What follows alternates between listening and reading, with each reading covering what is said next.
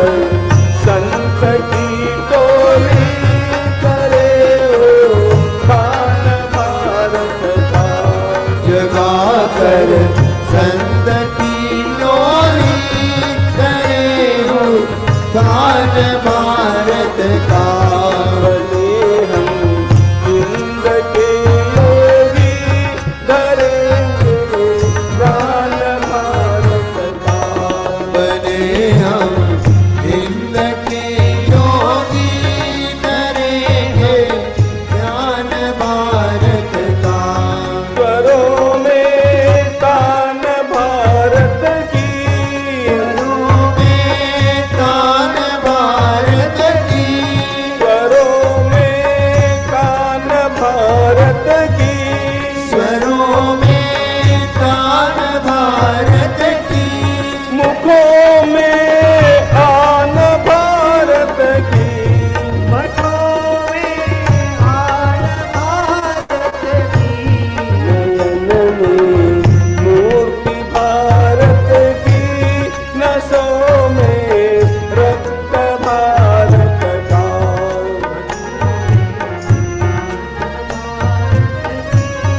रसों में रक्त भारत का। नयन में मूर्ति भारत की। नसों में रक्त भारत का। नयन में मूर्ति भारत की। नसों में रक्त भारत का। बने हम हिंद के योगी धरेंगे ज्ञान भारत का। बने हम हिंद के योगी करेंगे ज्ञान भारत का। हमारे जन्म का सार्थक, हमारे जन्म का सार्थक। हमारे जन्म का सार्थक। हमारे जन्म का सार्थक। हमारे मोक्ष का कारण। हमारे मोक्ष का कारण। हमारे स्वर्ग का साधन यही उत्थान भारत का। हमारे स्वर्ग का कारण यही उत्थान भारत का। बने हम हिंद के योगी धरेंगे ज्ञान भारत का।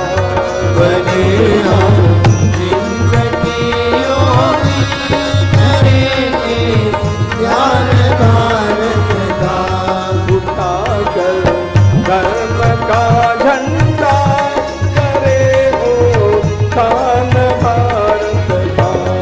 उठाकर धर्म का झंडा करे उत्थान भारत का। करे उत्थान भारत का।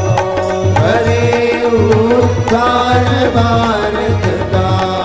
करे उत्थान भारत का। करे उत्थान भारत का।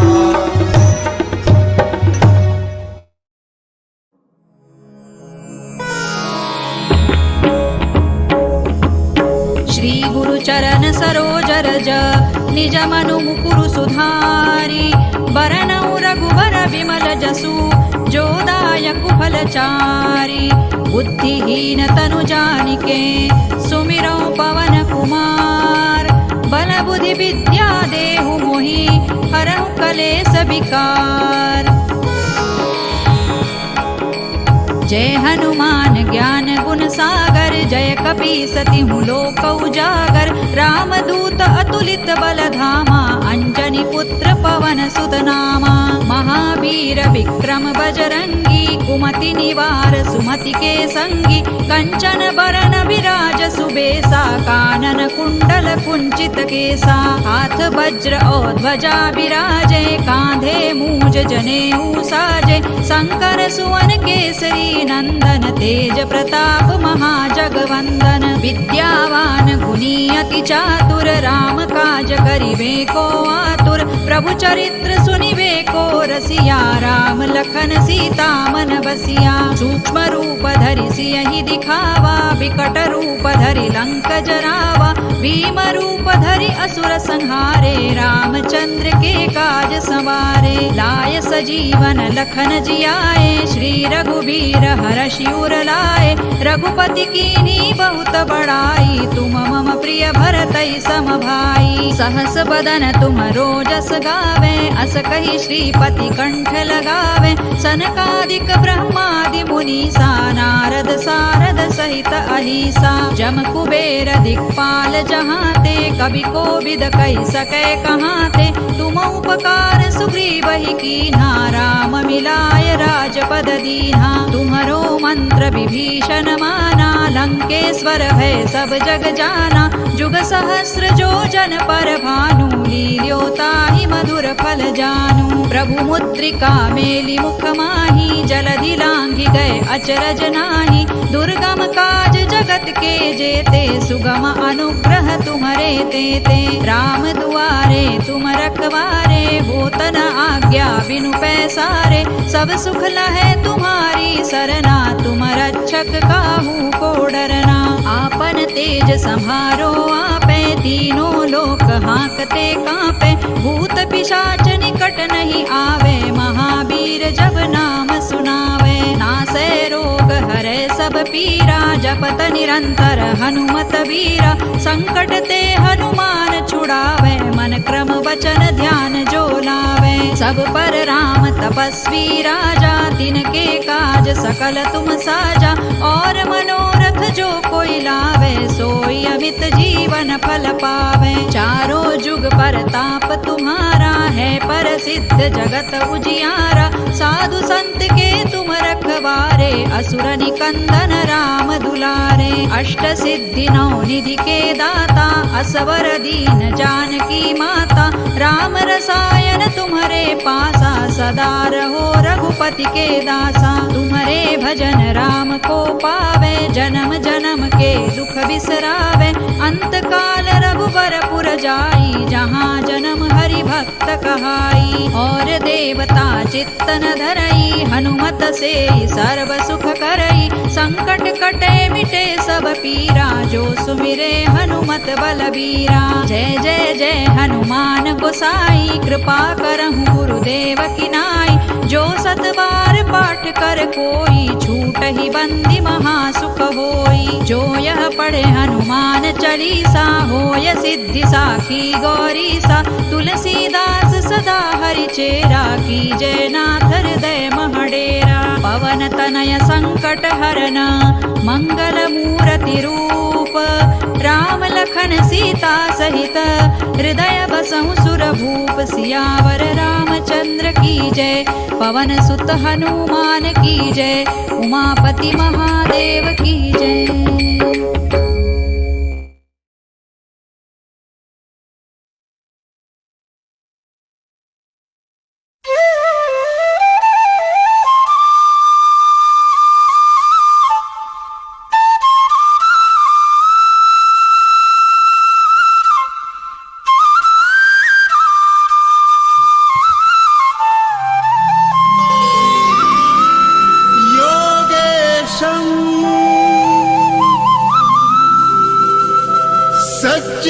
सच्चिदानन्दं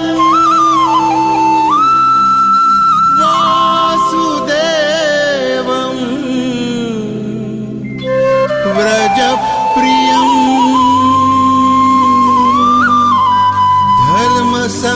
धर्मसंस्थापकं वीरं कृष्णं वन्दे जगद्गुरुं।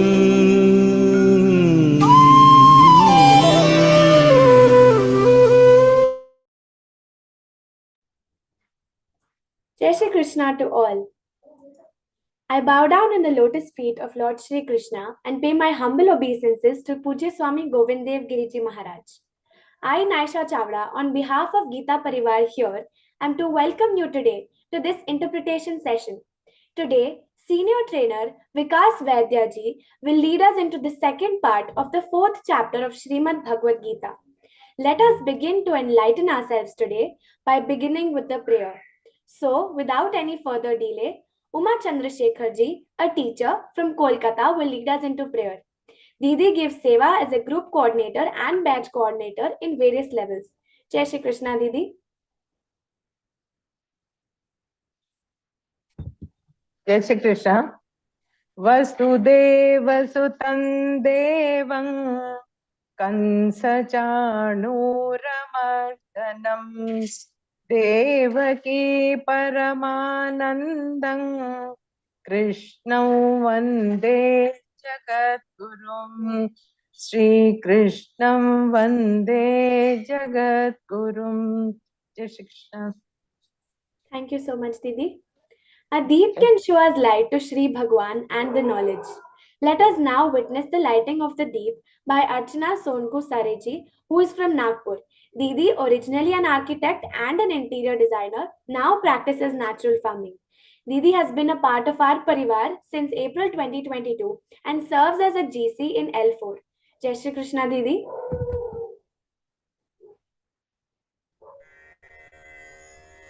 निषिद्धैरप्येभिर्लुलितमकरन्दो मधुकरैः करैरिन्दोरन्तश्छुरित इव सम्भिन्नमुकुलः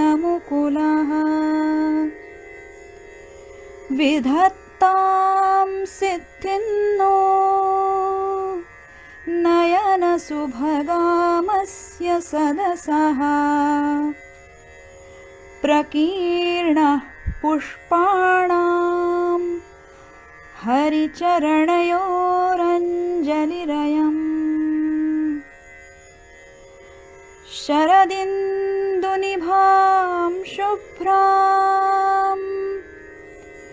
शुभ्रवस्त्रैरलङ्कृतां कलहंसकृतावासां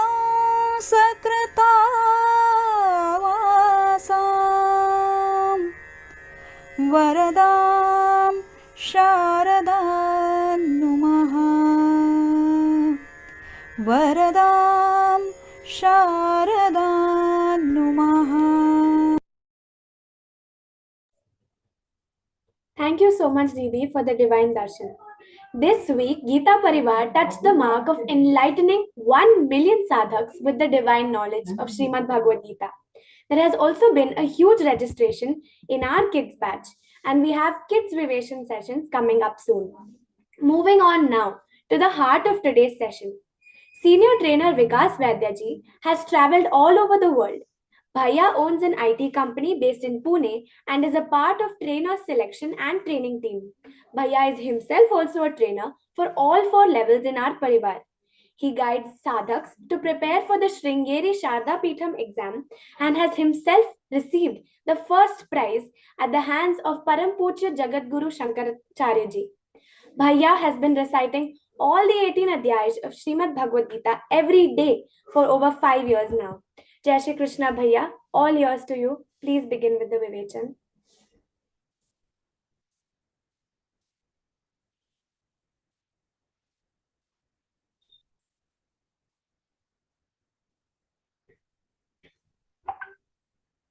Jai Shri Krishna.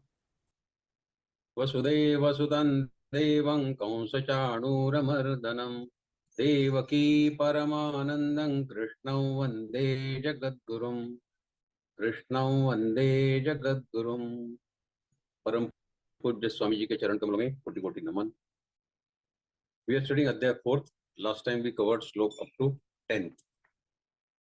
10th sloka was वीतरागभय क्रोधा मन्मया मामुपाश्रिताः बहवो ज्ञान तपसा ऊता मद्भावमागताः. So Krishna had said that वीतरागभय क्रोधा, those who have relinquished their attachment, fear and anger and have taken refuge under me, many such jnana tapasa puta, they have attained my state of being, madbhavamagataha. So they have agataha, they have attained my state of being madbhava. Now further, Today's first shloka, 11th. Ye yatha mam prapadyante tanstathaiva bhajamyaham mama vartmanu vartante manushya partha sarvashah. Ye. So, pronoun in Sanskrit, ye means all who, mam to me, prapadyante. Prapadyante is to surrender. Bhajami, give them refuge, reward. Vartma, Parth, Anuvartate. Anuvartante, to follow. Manusha, of course, all human beings. Sarvashaha, in all respects. So Lord says here, Paramatma says that Ye yathamam prapadyante tansadeva bhajamyaham mama vartmanu vartante manusha partha sarvashaha. Devotees who surrender to me, I reward to them in the same way as they approach and surrender me. What exactly does it mean? We'll see it. So everyone ultimately follows my path in all respects.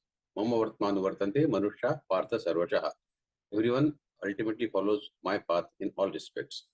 Now, here Lord says, all those who invoke it, who invoke me in whichever way, I reciprocate accordingly. I reciprocate accordingly. So the wise follow my path in all respects. This is what Krishna is saying in this shloka. So Lord says that my chitta is like a pristine mirror. My chitta is like a pristine mirror, which literally reflects whatsoever and whosoever come in front of it. Whatever image, whatever object we take in front of mirror, the mirror shows the same. So Lord says, Krishna says, I am like a mirror. My chitta is like a mirror. No one is either special or ordinary to me. If Shri Krishna is a friend to one who adulates the Lord as a friend, like Arjuna did, so Krishna is a friend to him. But if someone looks at Krishna as an enemy and who remembers his as enemy, then Krishna is his enemy. But on his own, Krishna is neither a friend nor a foe nor an enemy. For that is the state of being where there is no attachment, no anger, and no fear. Vitaraga bhaya krodha, that is that madbhava. That was the state of being of Paramatma. So when Paramatma himself is Vitaraga bhaya krodha, how he can have special attachment, affinity for someone and hatred for someone? There is no Vita. I mean, this is strictly followed by Paramatma himself. Vitaraga bhaya krodha. If there is an attachment, then someone is your friend. Attachment means he is your friend. And if there is some anger, then someone is your enemy. Isn't it? So thus, naturally, when there is no attachment and no anger, then there is no friend and no enemy. Vitaraga bhaya krodha. Paramatma himself says, see, Vaishnavites, that means the worshippers of Lord Vishnu, they believe that even those who were killed at the hands of Krishna, they also attained the heavenly abode. Because getting killed at the hands of Krishna, so-called enemies of Krishna they deliberately harbored animosity towards Lord, for they knew that they would also be liberated if they are killed by Krishna. This was the belief. The same is true for Ravana. He knew very well who Rama was. In the daytime, he would openly express and demonstrate his animosity towards Rama and hatred towards him. But at the night, in the privacy of his quarters, he would pray, "Oh Rama, when will you come? When will you come?" He deliberately chose to be Rama's adversary, for he knew that it was a quicker way of getting liberated. Because you remember your foes, your enemies, with a greater intensity than you remember your friends. This happens with us also. You send invitation to all your relatives, friends, request him their attendance for a marriage ceremony at your home. But at the time of function, instead of focusing on those who have turned up for the function, you keep on remembering those who did not come up, who did not accept your invitation and who did not turn up. Either you will be worried for them or you will get angry. But either way, your mind will keep drifting towards those who are absent, neglecting those who are present. This is the nature of mind. It keeps missing those who are not there at the moment and thus ends up missing those who are present. Who do you remember more? Those who respect you or those who insult you?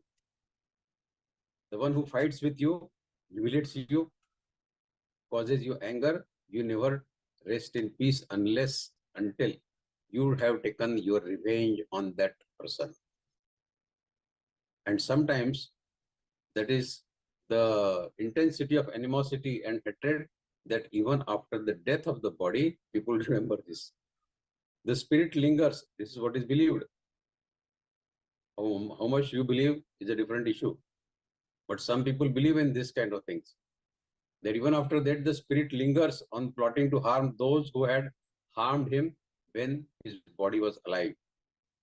There are some buildings we see on TV also sometimes, where such spirits, they abide. And if someone who is not an evolved, advanced seeker, if he enters that haunted building, then it is likely that the spirit will use that person's body as a tool to fulfill his desires. You see this in movies. I don't know how much it happens in reality, but there are some people who believe in this strongly. So there are places, tamasic place, rajasic place, sattvic place. Temples are supposed to be sattvic place. But spirits, they abide in tamasic places. Who or what the spirits are? This is the question that may come to our mind. What is spirit? So spirits are conventionally what we call as ghosts. It is believed that they are those jivas whose subtle bodies have not got gross bodies as yet. They are still waiting for their gross bodies. And the reason why they have not obtained a gross body is because their attachment to their previous gross body is not yet broken fully. So this was some besides the point, but this is the way some people believe. Now, animosity and hatred, some even opt to become spirits after the death of their body. Krishna says, although I reciprocate whatever and whosoever, anyone remembers me just like a mirror reflects whatsoever that comes in front of the mirror. I am like a mirror, pristine mirror. Whatever comes in front of it, in reality, so no one is a friend and no one is a foe. If you come as a friend, I am your friend. If you come as a foe, I am your foe. As simple as that. If a beautiful face were to get reflected by a mirror, that is not going to make the mirror ecstatic, will it? Mirror is nirlipta. No bhavana, no sentiment, no attachment, no hatred. And neither will the mirror be upset if an ugly face were to stand in front of the mirror. Definitely not. The mirror has nothing to do with what it reflects. It is detached. And neither will the mirror remember any image. It will not keep missing or longing for some pretty face which it had reflected earlier. Does it? Never. All that mirror does is honestly and precisely reflect back whatsoever that comes in front of mirror with no biases, no attachments, no prejudices, and no aversions. The Lord Krishna says, I am like that mirror. You come to me as a friend, I am your friend. Dasharatha considered Rama as his son. Rama politely accepted to be his son. Arjuna considers Krishna as his friend. Krishna politely accepts him as his friend. So whatever relation you want to establish with Paramatma, Paramatma is open for that. You have to decide what relationship you want to have with God. He is readily acceptable. He readily accepts whatever relationship you expect him to do. So all that mirror does is honestly and precisely reflecting back whatever it comes out in front of it. So I'm just like a mirror, Paramatma says. If a devotee comes, I reflect back their devotion. And if someone comes with sentiments of animosity, then I reflect back the animosity to them. But in effect, neither do I love nor do I hate anyone. As you want to see me, so you will see me. But the fact is that I am empty, like the sky, like the mirror. It is said that Shri Krishna's wives, the gopis, would keep thinking he loved them the most. Once it happened that Rukmini, she asked Krishna whether he loved her more than Satyabhama. Shri Krishna replied, I seem however people want to see me. I just reflect other sentiments back to them. So the one who loves me deeply, I just reflect it back. So if Satyabhama loves me deeply, I reflect it back. Reward their love with equal intensity. There is no love for me as such, for there is no hatred from me either. And I follow like a mirror. So let us remember this example of a mirror. Paramatma is like a mirror. Paramatma accepts whatever relationship you want to have with him. Okay, we go to next shloka now. Kangshanda karmanam siddhai yajanda iha devataha kshipram himanushe loke siddhir bhavati karmaja. Kangshan. Kangshan means desire, akanksha, desire. Karmana, all the actions. Siddhi. Siddhi is the reward, return of your karma. Yajante, to worship. Devata, of course, demigods, deities. Kshipram. Kshipram is quickly. Manushe loke, this human world. Siddhi, success, returns. Karmaja, from the action. So Lord says, those who are desirous of getting returns, rewards of their karmas, their actions, they worship different demigods and deities. Because in this human world, one can quickly obtain the rewards of his karma. What does it mean? Lord says, in this world, those who have the desires for success in sakam karma, they do karmas with some kind of expectation of return and reward. They worship deities and demigods, and their desires do get fulfilled soon. Kshipram. Kshipram is soon by doing so. So, are the deities and demigods different than Paramatma? Yes, they are. Gods are many, Paramatma is only one. Demigods, deities are many, Paramatma is only one. And we are discussing about Paramatma. So by worshipping these demigods and deities, soon enough you will receive the boon from these deities or demigods. This is because they want you to worship them, to remember them, and that is why they grant your wishes very soon. Kshipram. On the contrary, Krishna says, Krishna means, this is not the Krishna who is sitting in front of Arjuna. This is the Krishna at cosmic level. Nirgun Nirakar Krishna, Krishna Tattva, Krishna consciousness as a Parabrahma. So he says, those who worship me means the boundless supreme Parabrahma, not Krishna sitting in front of Arjuna. They don't receive any fruits of their actions. That is, the one who has relinquished the desire for attaining any fruits, only such a person will love and be devoted to Krishna. Those who have desires still in their mind, they don't worship Krishna, they go to other deities, they go to other demigods. For what such a person who wants something in return of his love, when he has already given up his desires, his expectations, his fruits of actions, karma phala, if he has relinquished all these, then what does he want from Krishna? Nothing. So Krishna loves to have some such devotees who have relinquished vitaraga bhaya krodha. If you say, oh Lord Krishna, I love you so much, I have been devoted to you for such a long time, but what have you done to me? What have you given to me? This means that we have not really loved Krishna. We want only his blessings, his krupa, his prasad. We don't want Krishna. That is the meaning. Because the very basis of love is having no desires. When you do not expect anything in return, that is the love. It is love and not some business transaction that you do this and I do that. This is not a sort of filmy dialogue. People actually make this statement so very often in life. Oh God, I have observed so many austerities for you, how many chants, how many japas, how many fasts I have done. And despite that, what you have given to me, they will fight with God like this. You have killed my father. You have made my mother sick. You have made me go bankrupt. What is the use of worshipping you?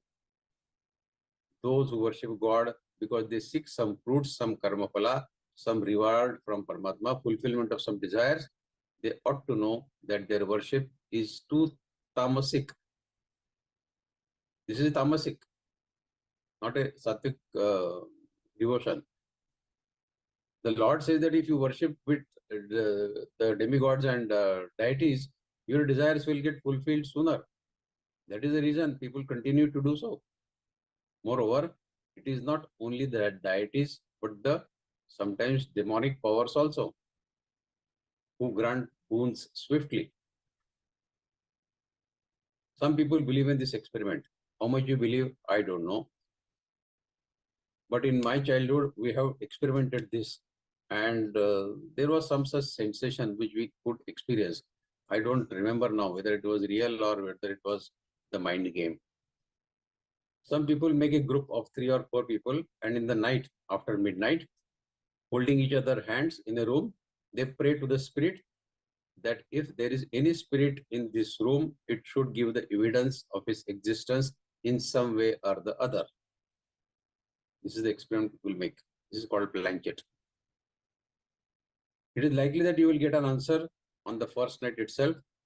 If not, they say by third night, you will definitely get some answer. This is because the house where you live, there are other beings residing there. Maybe, of course, in the subtle form, not in the physical form, but in the subtle form. You cannot see them. They too are not inclined to form any relationship with you. But if you call upon them, they may return your call sometimes. Moreover, the demonic powers will answer back sooner by giving a proof of their existence, say by knocking the door or the window. But the Lord here says that if you keep worshipping me, you will not get any answer. Deities, demigods will respond to you, I will not. Because I have nothing to do with those who are embroiled in attachment and aversion. I respond to only those who have vitaraga bhaya krodha. Those who seek something or the other, who want fulfillment of some desires or the other, they can go to worshipping other deities and demigods. I have no problem, please. But those who want nothing, who have no desires, no expectations, they can come to me. And what will they gain? They will get moksha. Other deities and demigods will not give you moksha, only Paramatma, Parabrahma, it can give you the moksha from this life of birth and death. Other demigods will fulfill your kamanas, desires, so that you live on this earth more happily, peacefully. But the death will not release you of your bondage. Paramatma says, choice is yours. You go to demigods and deities, or you come to me. You decide. Okay, we go to next sloka now. Chaturvarnyam maya srutang gunakarma vibhagashah tasya kartaram apimam vidya kartaram avyayam. Chaturvarnyam. We know Chaturvarna. So 4 divisions of human society. Which 4 divisions? Brahman, Kshatriya, Vaishya and Shudra. Maya, by me. Srishtam. Srishtam is created. Guna. Guna is quality. Karma is action. Vibhagashaha, by the division. Kartara, doer. Vidhi, to know, get to know. Akartara is a non-doer. So Paramatma says, according to the 3 modes of nature, Sattva, Rajotamo. Prakriti is 3 gunatmak, so it has 3 gunas, Sattva, Rajotamo. According to 3 modes of Prakriti, Sattva, Rajotamo, and the work associated with them, these 3 gunas, 4 divisions of human societies are created by me. Guna Karma Vibhagashaha. And although I am the creator of this system, you should know that I am yet the non-doer. I have created, but I am the non-doer. Being imperishable and unchangeable. So I am a non-doer. What does it all mean? Lord says, the 4 divisions of society were created by me in accordance with their gunas and karmas, not based on their birth. Guna karma vibhagashaha, not janma vibhagashaha. So your birth does not decide according to Lord Krishna whether you are a Brahmin, a Kshatriya, Shudra or Vaishya. Your birth does not decide, your guna and your karma decide. A Brahmin, as we discussed some time back, a Brahmin fellow joining army, he no more remains a Brahmin. He becomes a Kshatriya because his guna and karma will be of Kshatriya then. If he is facing the enemy and if he says, oh, I am Brahmin, I believe in non-violence, I don't want to kill you, then okay, then get killed. You have joined army, so you are a Kshatriya now. You are no more a Brahmin. Guna karma vibhagashaha, not janma. You may be born as a Brahmin in a Brahmin family. That doesn't qualify you to become a Brahmin. That doesn't qualify you to become a Kshatriya or Vaishya or Shudra. Your gunas and your karmas will decide what you are. The Lord says, though I am the creator of the system, you should know that I am the undoer. I am the non-doer. So the 4 divisions of Brahman, Kshatriya, Vaishya and Shudra were created by me. But let us remember once again that this me is not the Krishna sitting in front of Arjuna. It is the Parabrahma, not the individual Krishna sitting in front of Arjuna. It is the Sri Krishna as a Parabrahma who is saying this now. In Geeta, both these references come and we have to understand it by the context, whether Krishna is talking as an individual or he is talking as a Parabrahma. In this case, he is talking as a Parabrahma. All these are created by me. So in effect, he is saying that although I am the creator, know that I am the non-doer. Although this whole creation is my handiwork, yet I am not the doer, says Krishna. First of all, this Chaturvarne Maya Sushtam Guna Karma Vibhagashaha, let us remove the doubt from our mind that Geeta has made division in the society. People blame Geeta has made division in our society and it has created this kind of rift among people. This is rubbish. Paramatma, who believes strongly in Samatma Yoga Uchyate, Samata, Samata, Samata, equanimity, equanimity, how will he differentiate between people? Will he? It is based on guna and karmas, not based on janma. Every country has this kind of system. Every country, you take any country, every country has defense forces, they are all Kshatriya. Every country has, say for a Christian country, if you take, they have people involved in church services and Bible services, they are all Brahmins. People who are conducting businesses, they are all Vaishyas. And people who are offering services, they are all Shudras. We have named them, that's all. That's the only thing. Otherwise, every country, every society has these divisions. Work-related division, not birth-related division.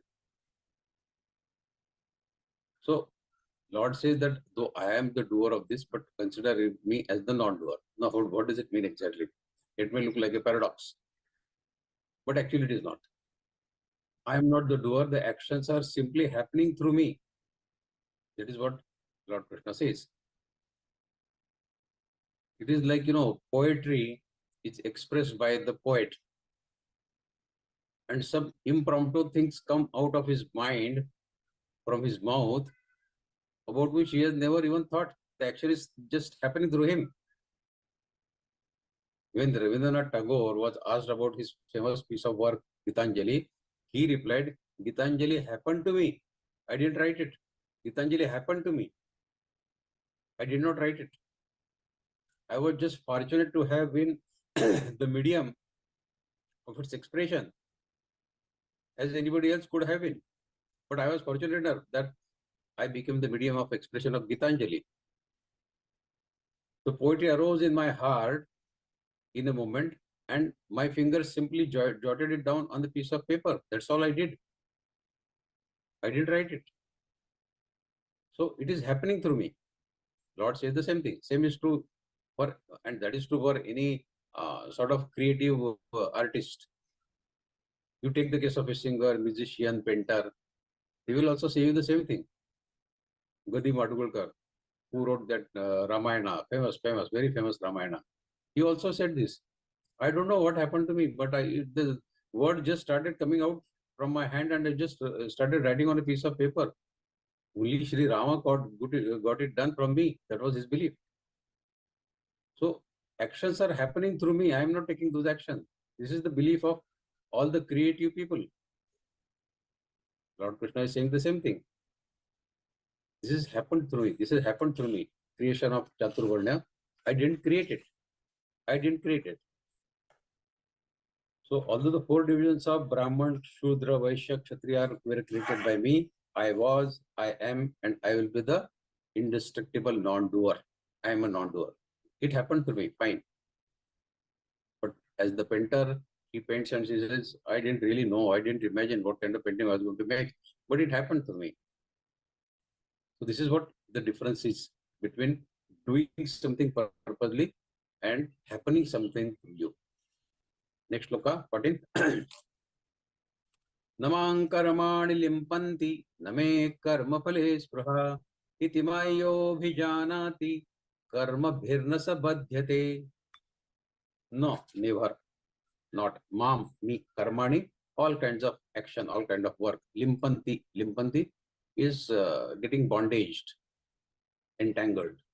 Karma phala, we know karma phala, return the reward of your karmas. Spruha, spruha is your aspiration, your wish.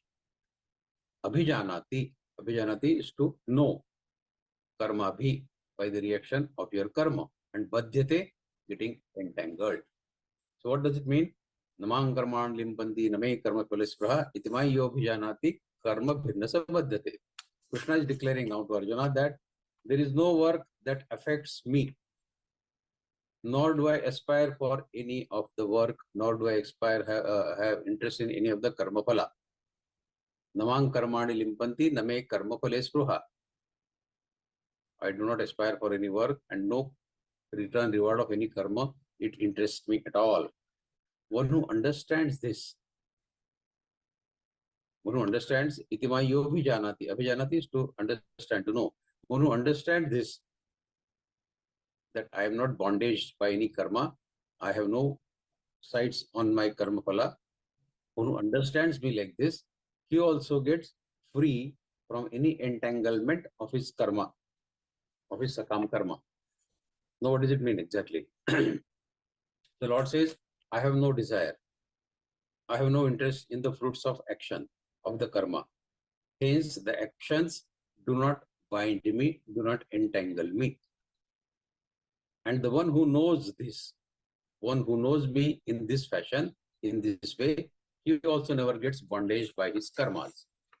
So merely knowing it, does it make you free from any bondage? No. Following it in your day-to-day behavior. Lord says, I don't do anything. Rather, the actions happen through me. So I'm not the doer. Then what can be the fruits of action which are not done by anyone, but which happen through someone? He is not the doer. See, every karma, every action, it bears a fruit. You sow a seed in the farm, it will grow. Without your wishing for it, it will grow. So every work has a consequence. And as per the karmic law, good or bad action, they bear the fruit of reward or punishment respectively. You do good work, you get return, good reward. If you do bad work, you will get punishment. But there are some actions which cannot be labeled as actions per se. Nevertheless, they are still occurring. And this can be called as reflex actions. For example, blinking of your eyelids, breathing, or circulation of blood in your body. Brushing the teeth in the morning is an action. Is it a meritable action or a demerit action? Is it a papa karma or punya karma? Can you label it like that? See, these are happening despite you are not being aware of their occurrence. Blinking of eyelids happens without your knowing about it. There are many such actions occurring in the body, but do these actions per se bear any fruits? Blinking of eyelids, is it good or bad? Will it give you papa or punya? Can you label it like that? So, blinking of eyelids, is it a righteous action or a sinful act? Will it incur good karma or bad karma? Likewise, incoming and outgoing breath, it incurs merit or demerit. An ignorant person performs all the actions. On the contrary, actions happen through the enlightened Gyanis. There is a huge difference between the two. Actions performing purposely and actions happening through you. The fact is that it is not only the unrighteous karma that binds you, but even the virtuous karma puts you in the bondage. You do sattvic karma, and even sattvic karma put you under the bondage. 14th Adhyaya Gunatraya Vibhaga Yoga, you know it more details in that. How these gunas will bind you. Sattvic also binds you, so Rajasi of course, and Tamasi of course. But sattvic gunas also bind you. They also put you under bondage. The Jnani, the self-realized one person, he performs neither the virtuous act nor the sinful act. He performs neither the sattvic act nor the tamasic act. He is just a witness, a non-doer of all actions. When you are a non-doer, when you are only a witness, then no karmas will bind you. And that is the intention of becoming gunatit. We consider that if I do sattvic karma, then it is good for me. Yes, it is good in a way. It is good. But doing sattvic karma and minusing from that the return reward expectation is the expectation of Paramatma. That is what is expected out of us. So you do all good work without any expectations. So your all karma should become nishkam karma. Your all karma should become akarma. We'll discuss that akarma and all that in the next lokas. So this is what Paramatma says. Merit and demerit, sin and virtue. This karmic law is applicable only to those who are ignorant. For Jnanis, this law is not applicable, because the enlightened one, they see beyond the law of karma, because they are all non-doers. So the law of karmic law doesn't apply to them, because they are non-doer. They are not doing karma anything by themselves. If you are the doer, then you are the bearer of consequences. That is understood. But if you are a non-doer, then how can you be the bearer of consequences? No. So imagine applying this karmic law to Lord Krishna now. Let us apply this karmic law to Lord Krishna. On the face of it, it will appear that though he committed so many sinful acts, don't get shocked. Yes, he killed so many demons by his own hands, including his own uncle, Kamsa. He killed him by his own hands. He killed his own nephew, Shishupal. Furthermore, in the war of Mahabharata also, most of the stalwart warriors from Kauravas, they got killed as a result of shrewd planning done by Lord Krishna. Whether it was Bhishmacharya, Dronacharya, Karna, Duryodhan, all these people got killed because of shrewd planning of Lord Krishna. But then, Shri Krishna also appeared to perform so many virtuous acts. Merits and morality, showing merits and morality. For example, he did not take the throne of his uncle Kamsa after killing Kamsa. Rather, he gave it to his elders. He protects, shelters, nurtures, and comes to the help of umpteen number of people, including Pandavas, Draupadis, his fellow shepherds in Vrindavana, defending Mathura from attacks of demons, Mathura, and whatnot.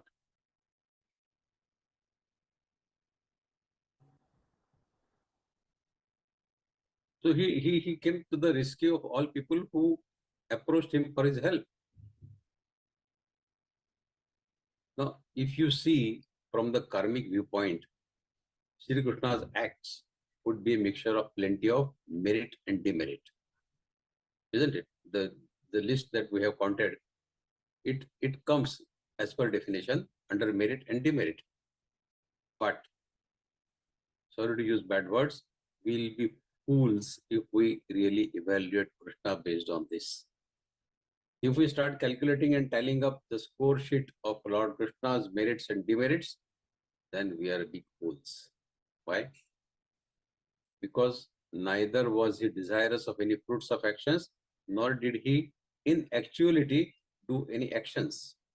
Actions simply happened through him, and at all times he remained a detached witness. Sri Krishna says, I was, I am, and I will always be the non-doer, the detached witness. He adds, although the action of creation of this universe has happened through me.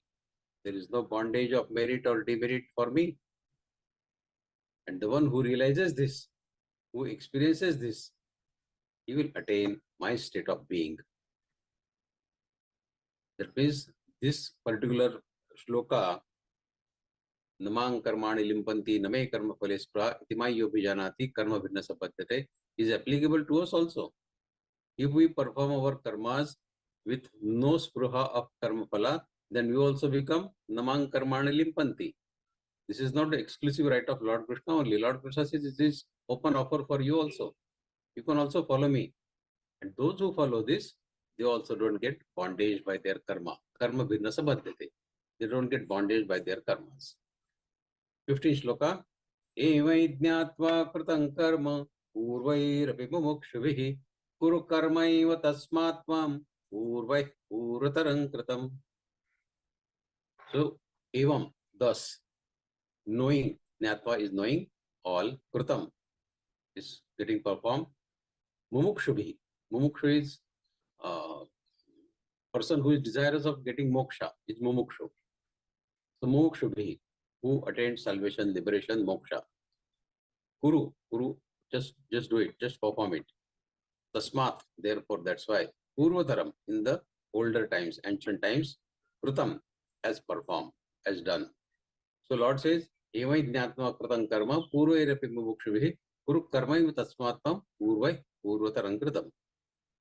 All the liberated souls who have attained moksha in ancient times, Purvataram, they acted with this understanding of my spiritual, transcendental nature. Which one? Which was explained in the earlier shloka, Namang karmana limpanti name karma phalespra. Therefore, you should also perform your duty following the footsteps of your predecessors. The Lord says, having known this, liberated beings, even in the ancient times, continued to perform actions, but in the same fashion, Namang karmani limpanti name karma phalespra. Therefore, following their footsteps, you should also perform your karma in the same way. See, the Lord says that I am telling you now, it is not something new. All the enlightened beings preceding me had performed this karma in the similar fashion to what I have been telling you. Name karma phale spruha, name karma phale spruha, name karma phale spruha. This is the golden rule. So if you want to follow a tradition, then follow the tradition set by the enlightened beings and do all your actions without any doership, without being any doer. So the Lord is saying that we should learn this art of living wherein the actions happen through us and we are not the doer. And the action should be competent and perfect, full of perfection and excellence. But the crucial point is never to harbor any feeling that you are the doer, you are doing it. Ultimately, what are you? Nothing. If you see at the level of body, then it is a mere compilation of 5 elements, Pancha Mahabhuta. And at mind level also, we are a very, very small, insignificant part of the macrocosmic mind. But if you see from the level of Atma, then you are what the Parabrahma is. So at Atma level, yes, you are very big. But at body and mind level, you are too small, insignificant. That means seeing oneself as being the distinct entity at the level of body and mind is of no worth. Because we are nothing. If we consider ourselves as a body and mind, then we are insignificant. We are nothing. But if we see at the level of Atma, then yes, then we are big, then we are Brahma. For the death will snap away the body in a moment, no matter how wealthy and powerful you are. If you are saying that I am the body, I am the mind, the death will take away body one day. Everybody's body is taken away by the death one day or the other. It is said that the Sikandar, that means the Alexander the Great, when he fell fatally ill, he was about to die, he was so desperate to cling to his life that he pledged to give away all his kingdom to the one who could save his life. That was the desperation. But is there any treatment for the death? You are powerless at the level of body and mind. Let us understand it very clearly. We are powerless at the level of body and mind. And although you can attain some power at the mental level, but you are still powerless. But at the level of Atma, at the level of your soul, Jivatma, there is no question of doing anything, because you are, you were, and you will be detached as a witness, the non-doer. So consider yourself not as a body or mind, consider yourself as a Atma and remain a non-doer. Then the question of bondage doesn't come at all. Then whether the body gets destroyed after death, it doesn't matter at all, because you are still a non-doer. Your Atma is a non-doer. Thus, what is there to be done? What can you do? As a body or mind, we can do nothing. Just remember this and enjoy the life. If it brings happiness to you, be happy. If it brings tears to you, be happy in that case also. Remain detached. That is the golden rule. Paramatma says remain detached, remain a non-doer. See, if Krishna has won so many wars, he had lost also some battles. That's why in fact, in one of the battles, he ran away from the battlefield. That's why his name is Ranchod Das also. Now you may see that Lord Krishna, he is a god. How can he get defeated? But this is what exactly Lord himself is saying. Experience all colors of this life, then be it victory or defeat. There is no ego for Krishna also, no insistence that he should win all the time. And we keep insisting that no, I should be successful at all times. Even Lord Krishna did not do that. He enjoyed every moment to the hilt. He did whatsoever was appropriate at that moment. No attachment, no fear, no anger, no desire for any fruits of action, and living in the present moment. This is the message of Lord Krishna. Then whatsoever that is required, that is appropriate, happens in that moment. So live the moment, not in the past or in the future. Live the present. All those appropriate actions happen through me, but I remain the non-doer. That is what Lord Krishna is expecting us to do. Next shloka. King karma kima karmeti kavayo petra mohitaha tatte karma pravakshami yajnatva mokshase shubhat. King karma kima karmeti kavayo petra mohitaha tatte karma pravakshami yajnatva mokshase shubhat. Kim means what is? Karma, action. Akarma. Akarma is not inaction. What is akarma? We'll discuss it. Mohit is getting attracted, bewildered. Pravakshami, I will explain. Jnatva, knowing. Mokshase, ashubhat. Mokshase, getting liberated. Ashubhat is from the misfortune. What misfortune? According to Geeta, the bondage of birth and death cycle is the misfortune. So this is ashubhat. So even wise get bewildered in determining what is karma and what is akarma. Thus, I shall explain to you, pravakshami, and knowing this, you will be liberated from all the worldly bondage. Even the intelligent people don't understand it correctly. They get confused about what is karma and what is akarma. Now I will explain to you what is karma and what is akarma. And knowing this, you will get liberated from this worldly bondage. This is what Lord Krishna says. Now, what is karma and what is akarma? We'll come to that in the next shloka also. So let us go to shloka number 17. Karmano yapi bodhavyam bodhavyam cha vikarmanaha akarmanascha bodhavyam gahana karmano gatihi. Karmana of the work, bodhavyam should understand, vikarmanaha. Vikarmanaha is the nishiddha karma, the forbidden work, forbidden action. Akarmanaha, we'll see akarmanaha. Bodhavyam should understand, gati. Gati is the way. So Lord says the intricacies of action. The intricacies of action are very hard to understand. Therefore, one should know properly what is action, what is karma, what is akarma, and what is vikarma. What is karma, what is akarma, and what is vikarma. So now is the time to understand clearly the difference between the three. So what is karma? At the point, does the karma transform into akarma? At what point the karma becomes vikarma? The Lord says, even the intelligent people don't understand it properly. You should understand it now. So let us discuss what is karma. Karma is all the sakam karma that we do, expecting some return reward, but all good work. We do sadhana of Paramatma, expecting that we'll get attained Svargaloka. Okay, it is also karma. Following the rules of Vedas, following our prescribed duty with expectation of return and reward is also karma. Then what is akarma? Akarma is not inaction. The word may sound as if akarma means not doing anything, sitting idle, sitting on the sofa and watching TV. That is not akarma. Akarma is doing your prescribed duty without expectation of return and reward. That is akarma.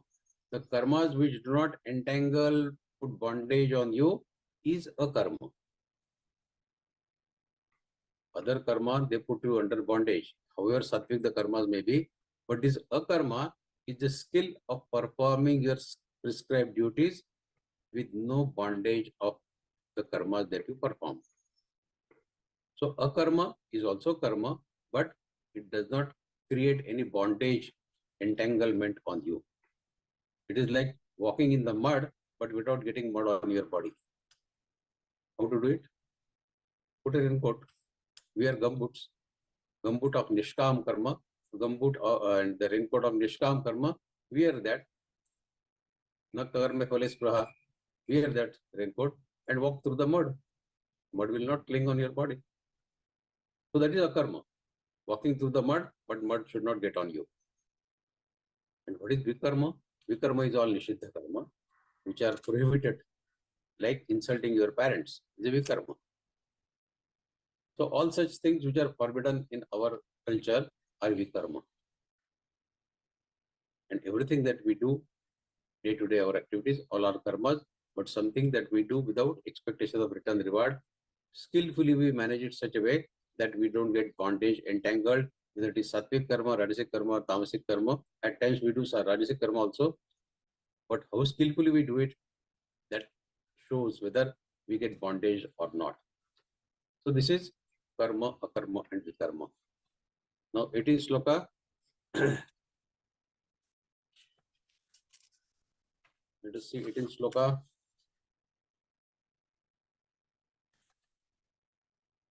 कर्मण्य कर्म यः पश्येत् अकर्मणि च कर्म यः स बुद्धिमान् मनुष्येषु संयुक्तः Krishna कर्मकृत्. So karmani is action. Akarma is what we have discussed just now. Pashyet means to observe, to experience, to see. Akarmani, that we have seen already. Karma is all sakam karma, wherein we expect some return reward. Buddhiman, intelligent of course. Manusheshu, in the human society. Krishnam karmakrut, although engaged in all action. Krishnam is not Krishna. Krishnam is complete, entirely complete. So Lord says, he who sees inaction in action. That means one who sees akarma in karma. The English language may mislead you if I say inaction. Inaction does not mean sitting idle. Akarma is the right word. Inaction is a wrong word. It is a wrong translation of akarma. So akarma, seeing one who sees akarma in karma. That means he sees non-bondaging, non-entanglement in his karma and action in inaction. And karma in akarma is a wise, intelligent person. He is the yogi and he performs all his duties. So the one who sees akarma, non-doership in all karmas. When you are performing karmas with the feeling of non-doership, and who sees karma in the ignorant person's renunciation of activities, he is the wise among the men. Such a yogi is perfect, performing all karmas, all functions properly. Now this may be slightly confusing. What does it exactly mean?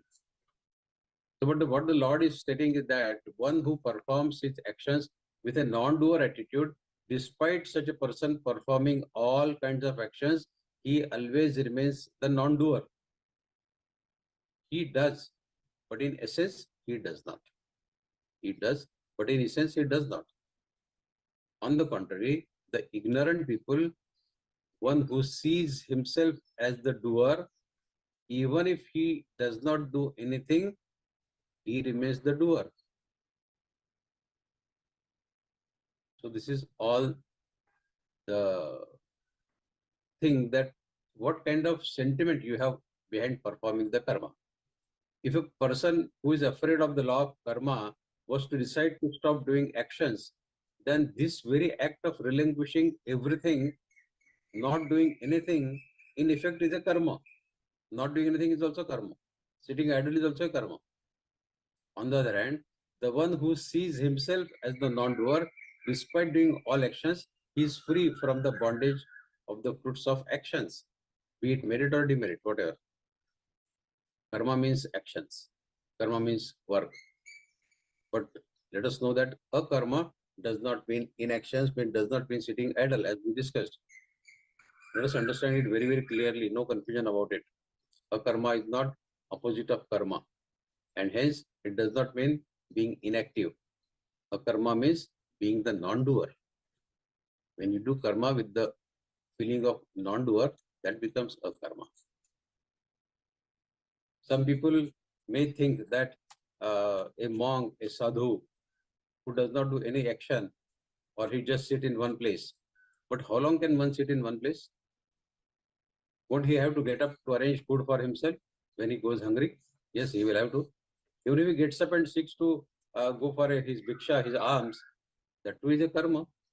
Moreover, if he continues, he consumes that food given to him by someone who lives unethically, immorally, that monk, the sannyasi, will have to bear and share the consequences of that too.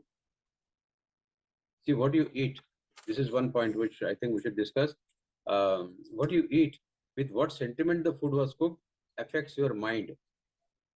Furthermore, how the food was procured, ethically or unethically.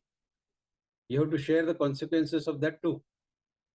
Therefore, yogis, they always caution their disciples to be careful harboring any desire for the offering people make to the yogis, to the swamis. This is because you don't know what sentiments lurking behind the person's offering to you. And if you accept that object, then in effect, you will have to also accept the sentiments with which that particular thing was given to you. So this is one law which we should remember. So whatever costly gift one may give it to you, think whether to accept it or not. Because when you accept it, you have to accept and face the consequences of sentiments that are coming with it. When the ego creeps in, when the sense of I am doing this is there, then a lot of things happen even if you don't actually do it. Even if you don't actually do it, it does happen. On the contrary, when you act in the state of being a non-doer, then you remain the non-doer despite doing all sorts of things. Sant Kabir used to say, I have never done anything. And whatsoever that has occurred, the Lord has made it happen. I slept when He made me sleep. I ate when He made me eat. I spoke when He wanted me to speak. I have not done anything. When this body is not mine, when I have no control over this body, do we have control? Can we stop our breath for 5 minutes? No, we have no control. So how can I say that I am the doer? And of what the doer you are? Disassociated this notion and take this concept of I and mine away from the body. Then whatsoever action will happen, that will be a karma. Don't accept the role of doership. Then whatever karmas you are doing, they will be a karma, making you free from the bondage. And Krishna is saying, my life is a life of a karma. I have never expected anything in my life. I am not the doer also. We saw the example of mirror also. So despite doing all actions, I am a non-doer. So all my karmas are a karma. You follow the same principle. He is expecting us to do following the same principle as he has done in his life. If you look at his life, Krishna's life, he performed diverse, innumerable actions. He did not sit in some isolated cave Neither did he sit on a throne basking in some adulation of being God. I am God, come and worship me. Never did that. He worked throughout his life, but he worked with the role of non-doership. So all his karmas were akarma, wherein he did not get entangled because of his karma. All sorts of karmas that he did. There is a long list of karmas that he did, like from grazing and playing in the Vrindavana, cows and forest, and all sorts of things what he did up to this fight of Mahabharata. He did innumerable karmas. But every karma he says, I don't do anything. I am not the doer. So this is the beauty. Okay, we go to next shloka now. Yasya sarve samarambah kama sankalpa varjitaha jnanagnidagda karmanam tamahu panditam buddhaha. Paramatma says, the one whose endeavor, his strive is devoid of desire for the results.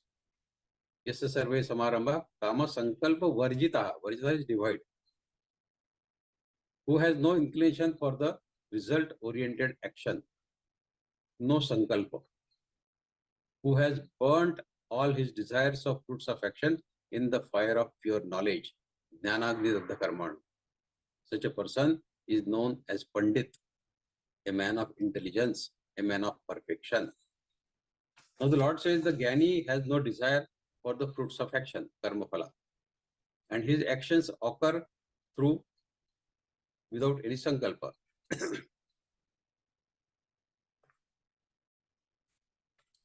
Now this is interesting. There is no desire for any specific result, no sankalpa in the mind, and yet actions happen through a Jnani.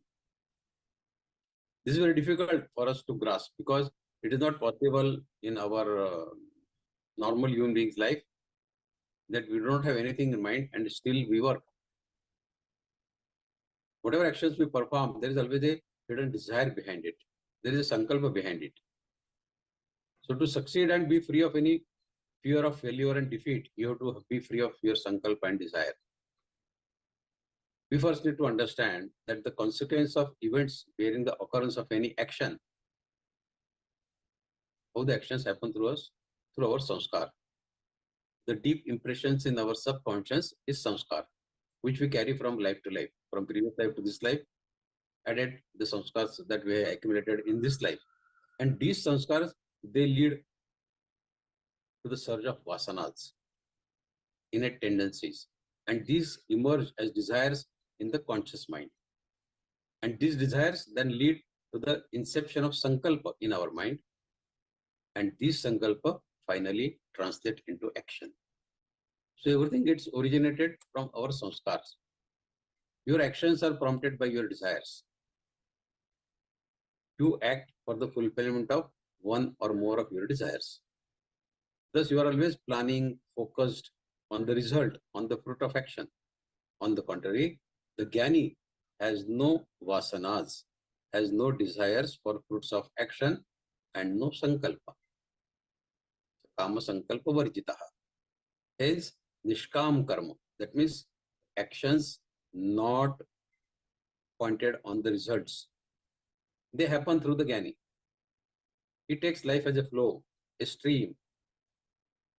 Lord says everything is happening as per the Prakriti, as per the gunas of Prakriti, Satparjatamo.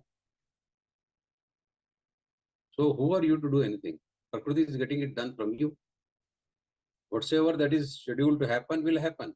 You can only be a witness of all that occurs around you. Thus, the Jnani allows actions to occur without harboring any desire for the result. In fact, this shloka uses the word varjitaha, prohibited. It means it is prohibited to have any desire for the result or the fruits of action. While we, on the other hand, first calculate what we are going to gain out of this action, and then only we'll take the action. See, people come to listen to Geeta and then they say, what will I gain by listening Geeta? So what can we reply to such people who say, what will I gain by listening to Geeta? So we should say that you will not get anything. It is just a mind of play. I will talk, you listen. And then whatever thoughts come to your mind, you think on those. That is a play. This is what you will gain at the most. See, the game of cricket, what we see these days, IPL and all that is going on TV, people get mad about it. Cricket is a game wherein people have, they don't play it as a game anymore nowadays.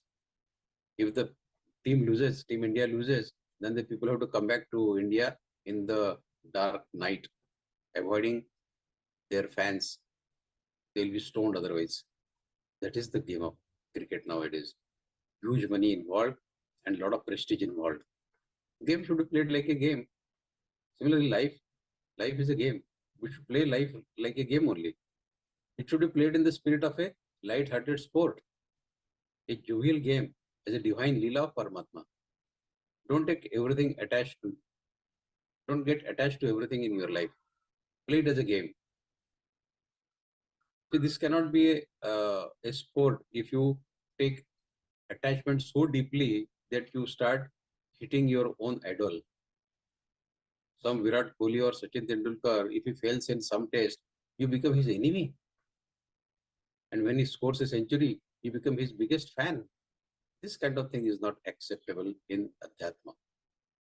This is a life. You have to live life without any attachment, and aversions. So this is what Lord is saying in these shlokas. We quickly go to 20th shloka.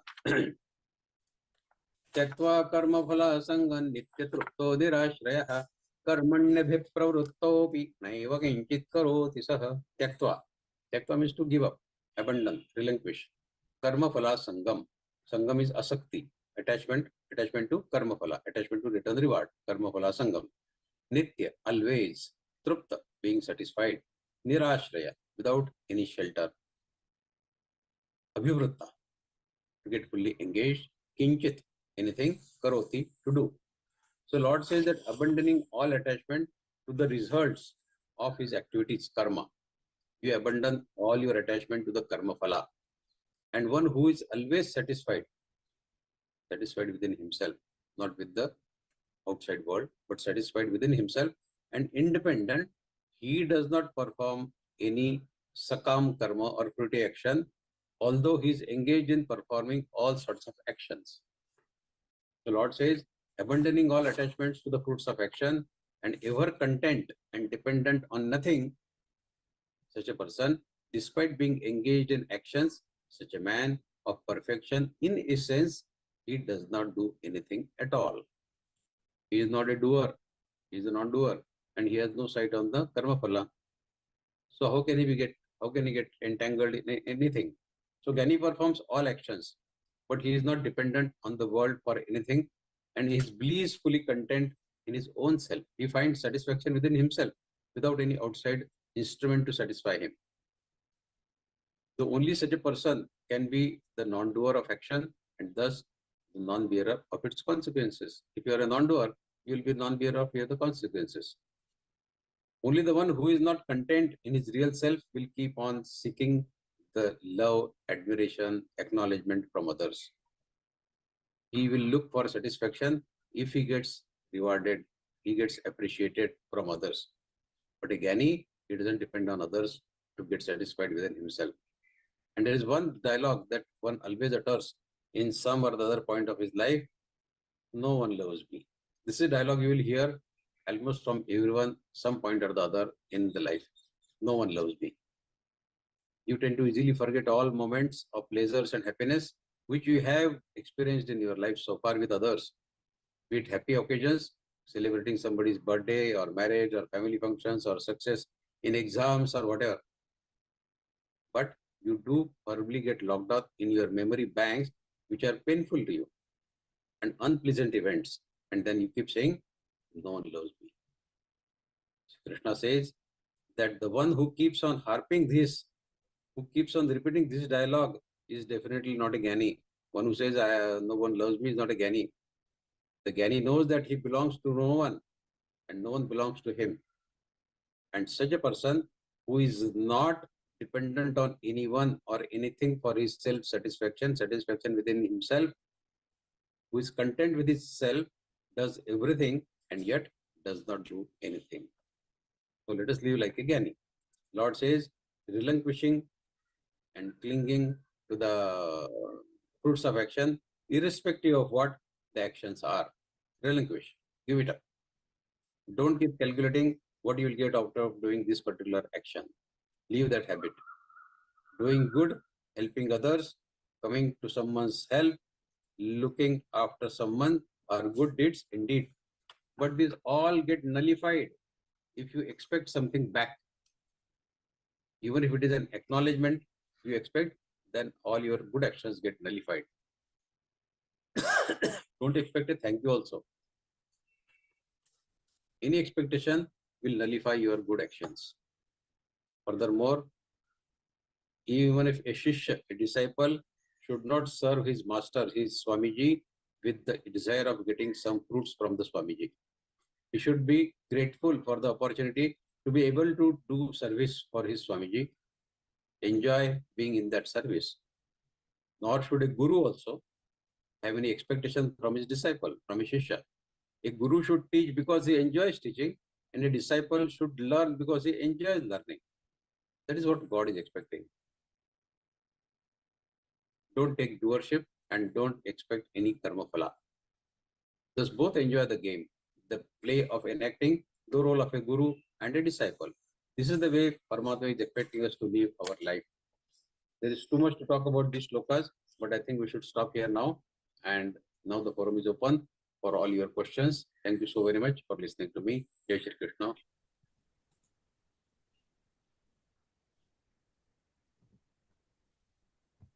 Thank you so much, Bhaiya, for the Vivecham.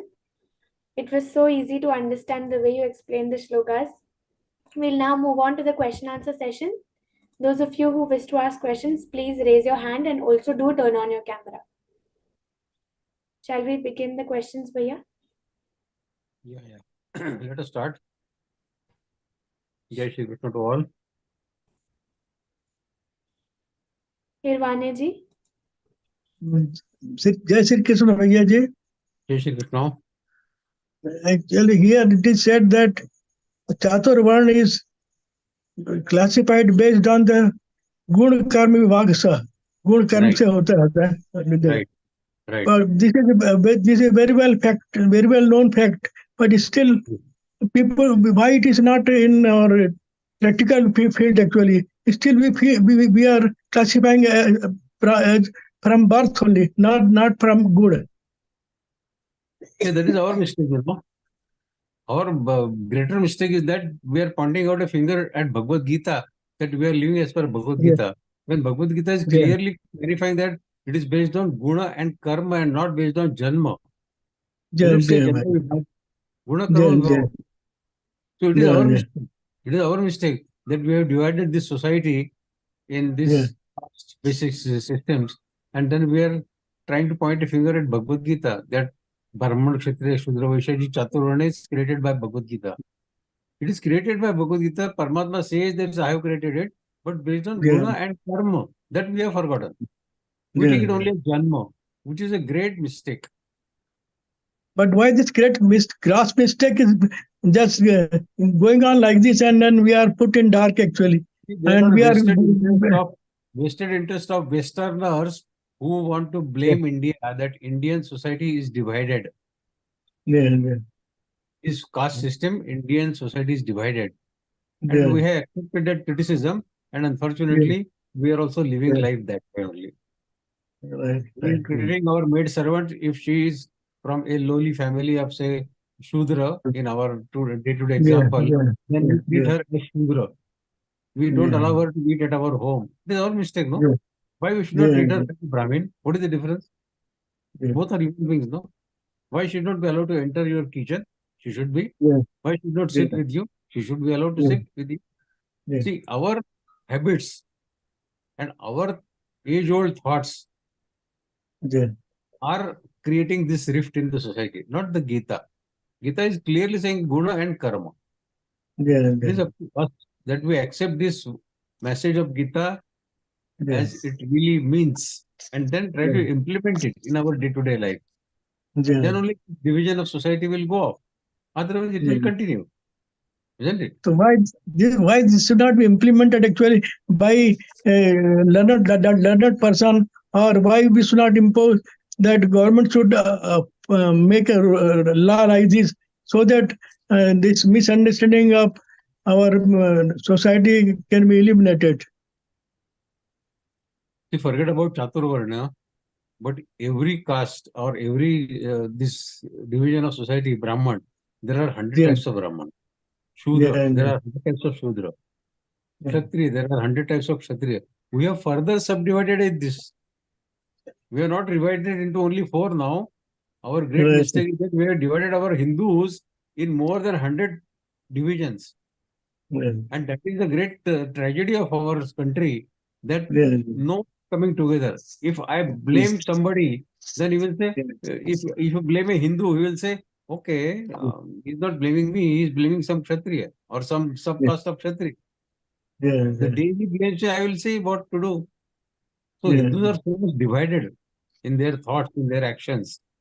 It is Yeah, a yeah. tragedy, but it is a fact of life. Yeah. The more we learn Gita and more we try to implement the message of Gita in our society, the better it will Yeah. be for all of us. Then we will Yeah. understand religion, Hindus. Okay.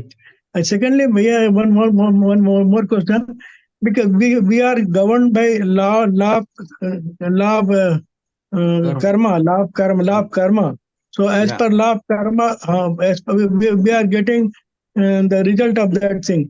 But Yes. what is here? It is said that the Gyan Agni, if Gyan Agni is there, then this our karma, which we have done something, that is that burn out, and then we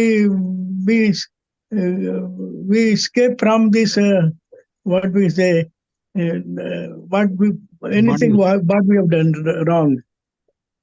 See, That's the, attaining Gyan I wanted to know about it. Dagdagni, by Gyan Dagdagni. which shloka you are referring to? And these things, Gyan 19. You should say exact wording and then we can explain. Gyan Agni Dagda Karman Samahu Pandita Buddha. So what is the Gyan Agni actually? That I wanted to know actually. What is Gyan Agni? Slok Gyan number is 19. considered as a fire which will burn our karma phalas. Yeah, Our desire of karma phala will be burned by the jnana, by the wisdom.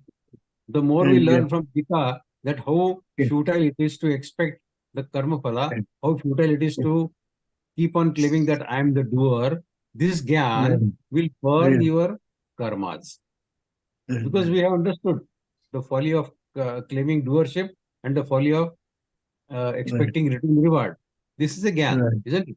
So Jnana ki Tadda Karmanan. So this Jnan, this wisdom, which is acquired through Bhagavad Gita, will definitely make you to work without sense of doership and without the expectation of return and reward. So definitely your karma will get burnt out, no? Because then no karma bandhana for you. So Jnana ki Tadda Karmanan. This Jnan, but unless you have this Jnan, how can you burn your karma? You have to acquire the Jnan first. And that is what we are trying to do through this Adhyay. That give up the sense of doership, give up the expectation of return reward. This is the Gyan. And this Gyan will burn your karmas, obviously, because then you don't get bondage. Right. Thank you, Bhaiya. Thank you, Bhaiya. Umaji? Jai Shri Krishna Bhaiya, Jai Shri Krishna Didi. Yes. Thank you so much, Bhaiya, for a very nice explanation. And the same doubt I have, this Chaturvarnyam God has created. He said, I am the creator based on the guna and karma. And he was very clearly stated, I am not the doer. So here my question arises, Bhaiya, that another one you have mentioned, I have not done anything and I have no control. Everything is, God is the doer. When God make me to feel hungry, I am eating. When God make me to feel asleep, I am sleeping. So it is, for my understanding, it is like contra Bhaiya. So I just want to, understand a little more in detail. Okay. When he is the one instructing us to do, and we are the medium. That's what I understood with my, listening. And when he is telling, I am not the doer, then who is doing through me? See, you asked two questions. One is this Chaturvarnam, Guna and Karma. That concept is clear to you? Pune and Yes, karma. Bhaiya, that's very clear. Yes. And your only problem about Paramatma says, I have created it, but I am not the doer. Isn't it? Yes. Yes. So that is what is explained with few examples, that some actions happen through us intentionally or unintentionally, purposely or without purpose. Some actions happen through us.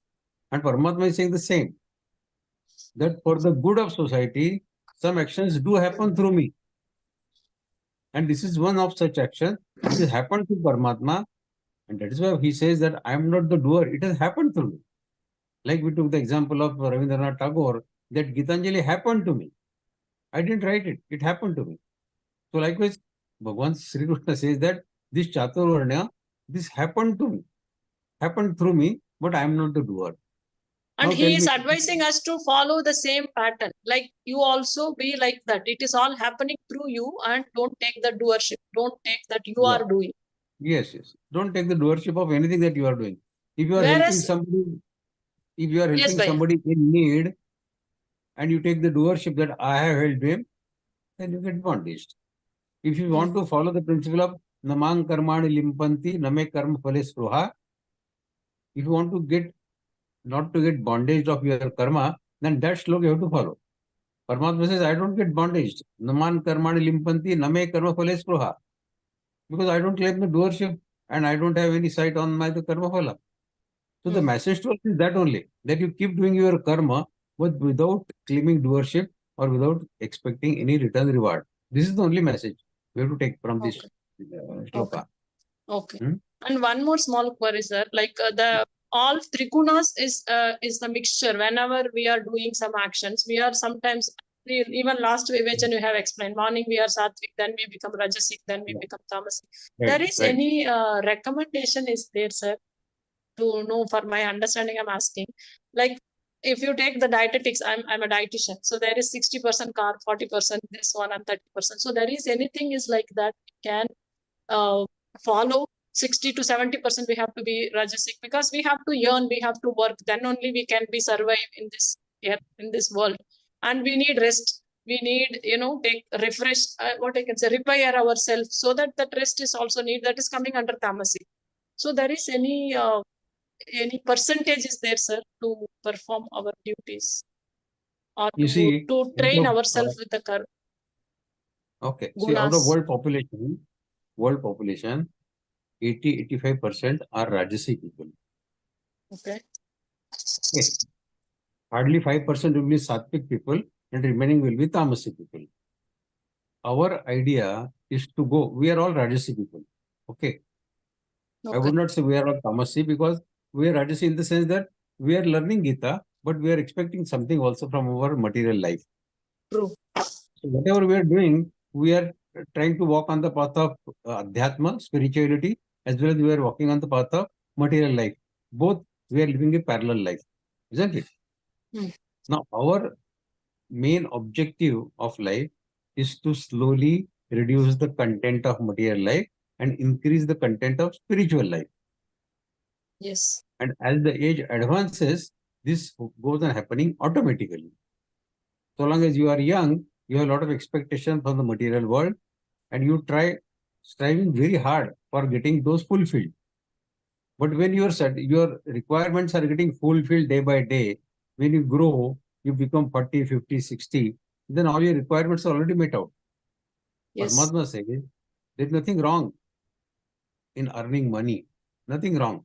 But at the right time, you must decide where the focus should go now. Now the focus has to shift now.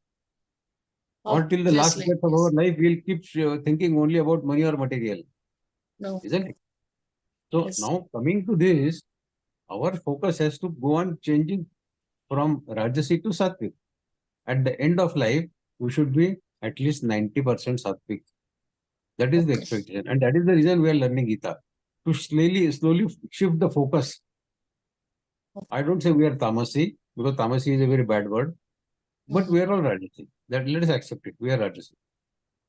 So out of our day-to-day life of say, out of 24 hours, say 12 hours is gone in our sleep and other day-to-day activities. Whatever 12 hours are available with us, let us find out how much of that time we are really sattvic in our mind as of today? The 40 minutes class that you attend of Bhagavad Gita in Geeta Pariwar, okay, that you can consider 40 minutes as sattvic. Other than that sattvic 40 minutes, what other time of the day you are having sattvic behavior? The idea is to increase that 40 minutes to 50, to 60, to 70. Slowly, gradually, we have to migrate from this yeah, Rajasic to yeah, Sattvic by sattvic. practicing all this spiritual activities. When we learn 6th Adhyay, we'll discuss this also. Shanai Shanai. Slowly. Paramatma doesn't want us to hurry up. Shanai Shanai Buddha Guritaya. So slowly we have to advance. We don't have to rush. We cannot sacrifice our material life totally in a go. So Isn't that it? sustainability also will be there, sir. When we are going very slowly and gradually, we can sustain and Sustain can, also. But at that the same is- time, our focus will also be on the spirituality. And that Yes. is the way Paramatma expects us. Paramatma doesn't say you should give up living material life from tomorrow. Tomorrow 7 o'clock, stop all material desires and come to only Nama Chintan or Nama Japa or only Gita, nothing else. He doesn't say that. In fact, Gita is Karma Yoga and you have to do Karma for living your day-to-day life also. You have to do a Yes. job. How can you sustain if you don't do a job, if you don't have money? Isn't it? Yes. How can you support your family if you don't work? Yes. True. So, True.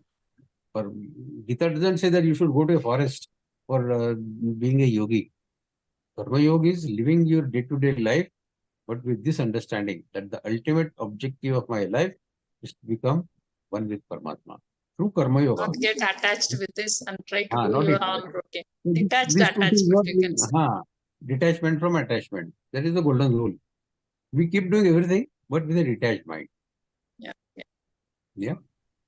Dhanyavadaha, sir. Thank you so much. Jai Shri Krishna. Shobha ji.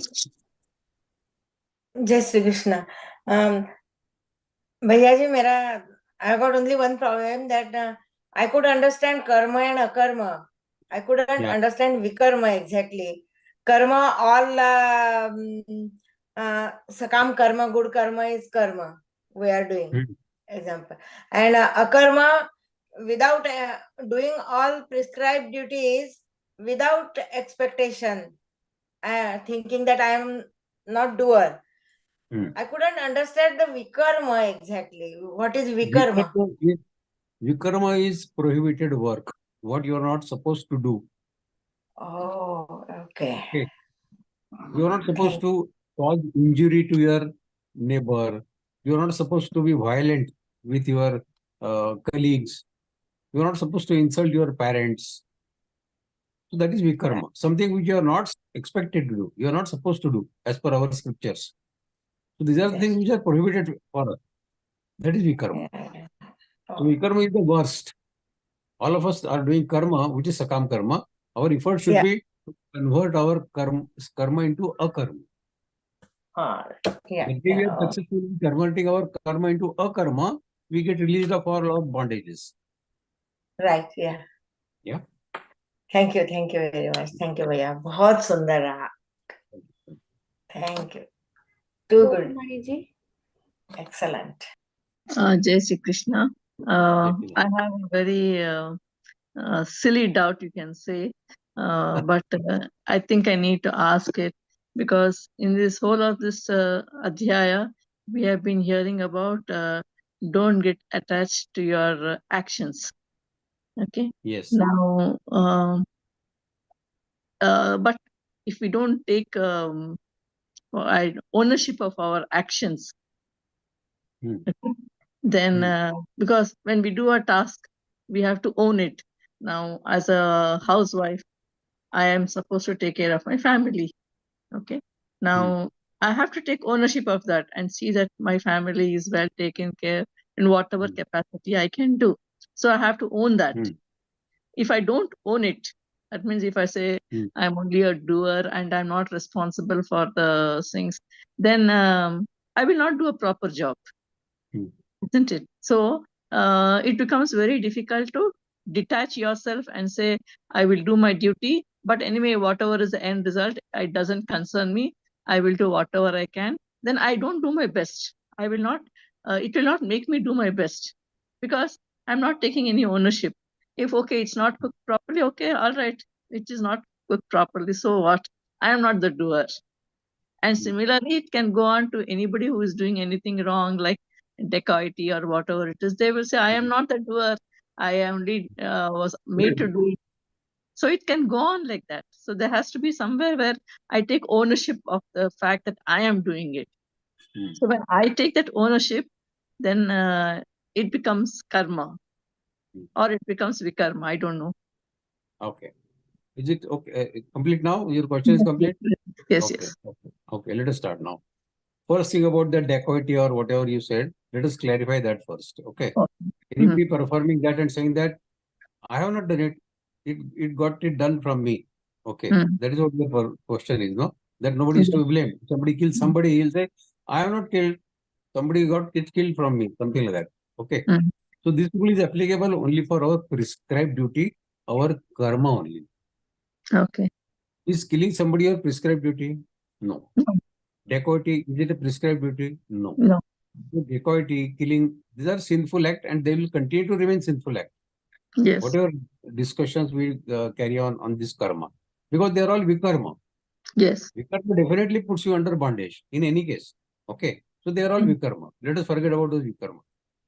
Now coming back to your question that if I am doing karma and if I don't claim the onus of doing that karma, then maybe I will not perform my karma effectively or efficiently. Yes. Okay. Now, this message from Lord Krishna that you do but don't claim the doership does not mean you should carry out the work carelessly or without skill. You have to apply entire skill at your hand with which you can perform the duty to get the best possible result. But Yes. without expecting that the result will be good as per my desire or the result has to be excellent for me. Performance has to be done Do your duty. with concentration, with full focus, with full concentration, but without expecting return reward. That is the only message Paramatma wants to give us. No. That doesn't mean we should be careless in performing our duty. Okay. If we do that we are careless and we just do it chalta hai karke, then that will be a bondage for us. That Paramatma had given some ability to perform and we have not used it. If we don't use the capabilities at our disposal, then we are not doing a good job. And for not doing a good job, definitely somebody can punish us. Isn't it? The nature sees everything. That I am prepared to, I am able to help somebody, but I am still not helping. Correct. If I am able to do something and I am not doing it, it is a papa karma. It is a sinful act, which will put me under bondage. Superficially, I may show I am helping everybody, but internally, actually, I am not doing much. Knowing that, why should I waste my time? Why should I waste my money? Then that is a karma. So mentally, we know what karma, akarma, or vikarma we are doing. Third person may not know. Correct. Okay. But our effort should be to perform every karma so that it becomes a karma. Thank you. Thank you very much. Thank you very much. Jai Shri. Santosh ji.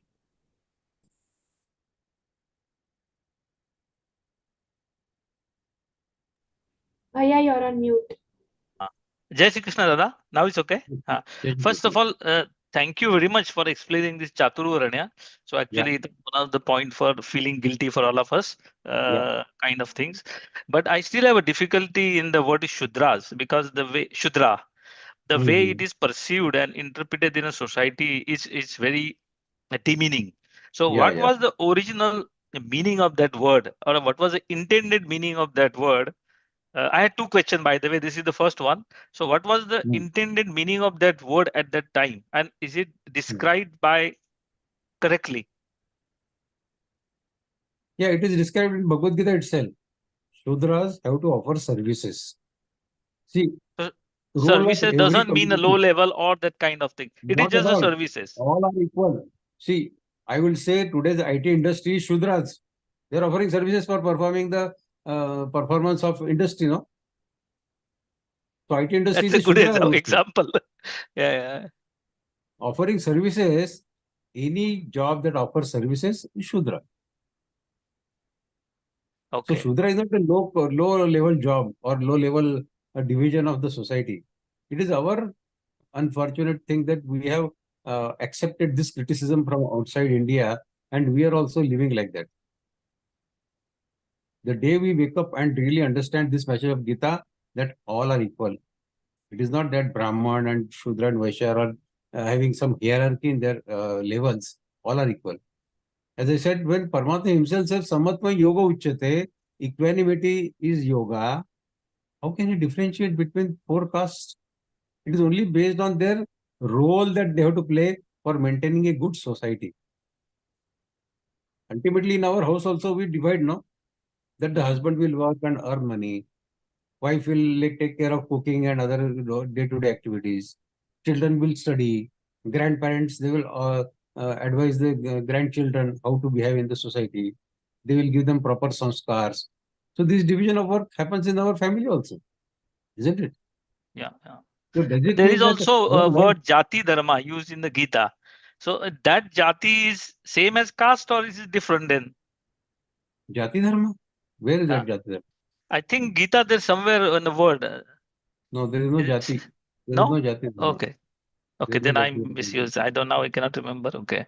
No, there is no Yeah, Jati Dharma yeah. in Bhagavad Gita. In any of the 700 shlokas, there is no mention of Jati at all. Okay, okay. So it's created, that concept is created much later. Based on guna and karma. It is created based on guna and karma, not based on anything else. Otherwise, Yeah. in day-to-day activity, if our wife is serving us every day, our wife is a Shudra or what? If you take in that relation of society, what we understand Shudras, then in our house, we have Brahman, we have Shudra, everything, because somebody is offering service to us. So is she a Shudra then? And even she is Shudra, she is not less than us, isn't it? Yeah, So yeah, yeah. to differentiate between these four communities is a blunder. Is a blunder. Mhm. Yeah, yeah, yeah.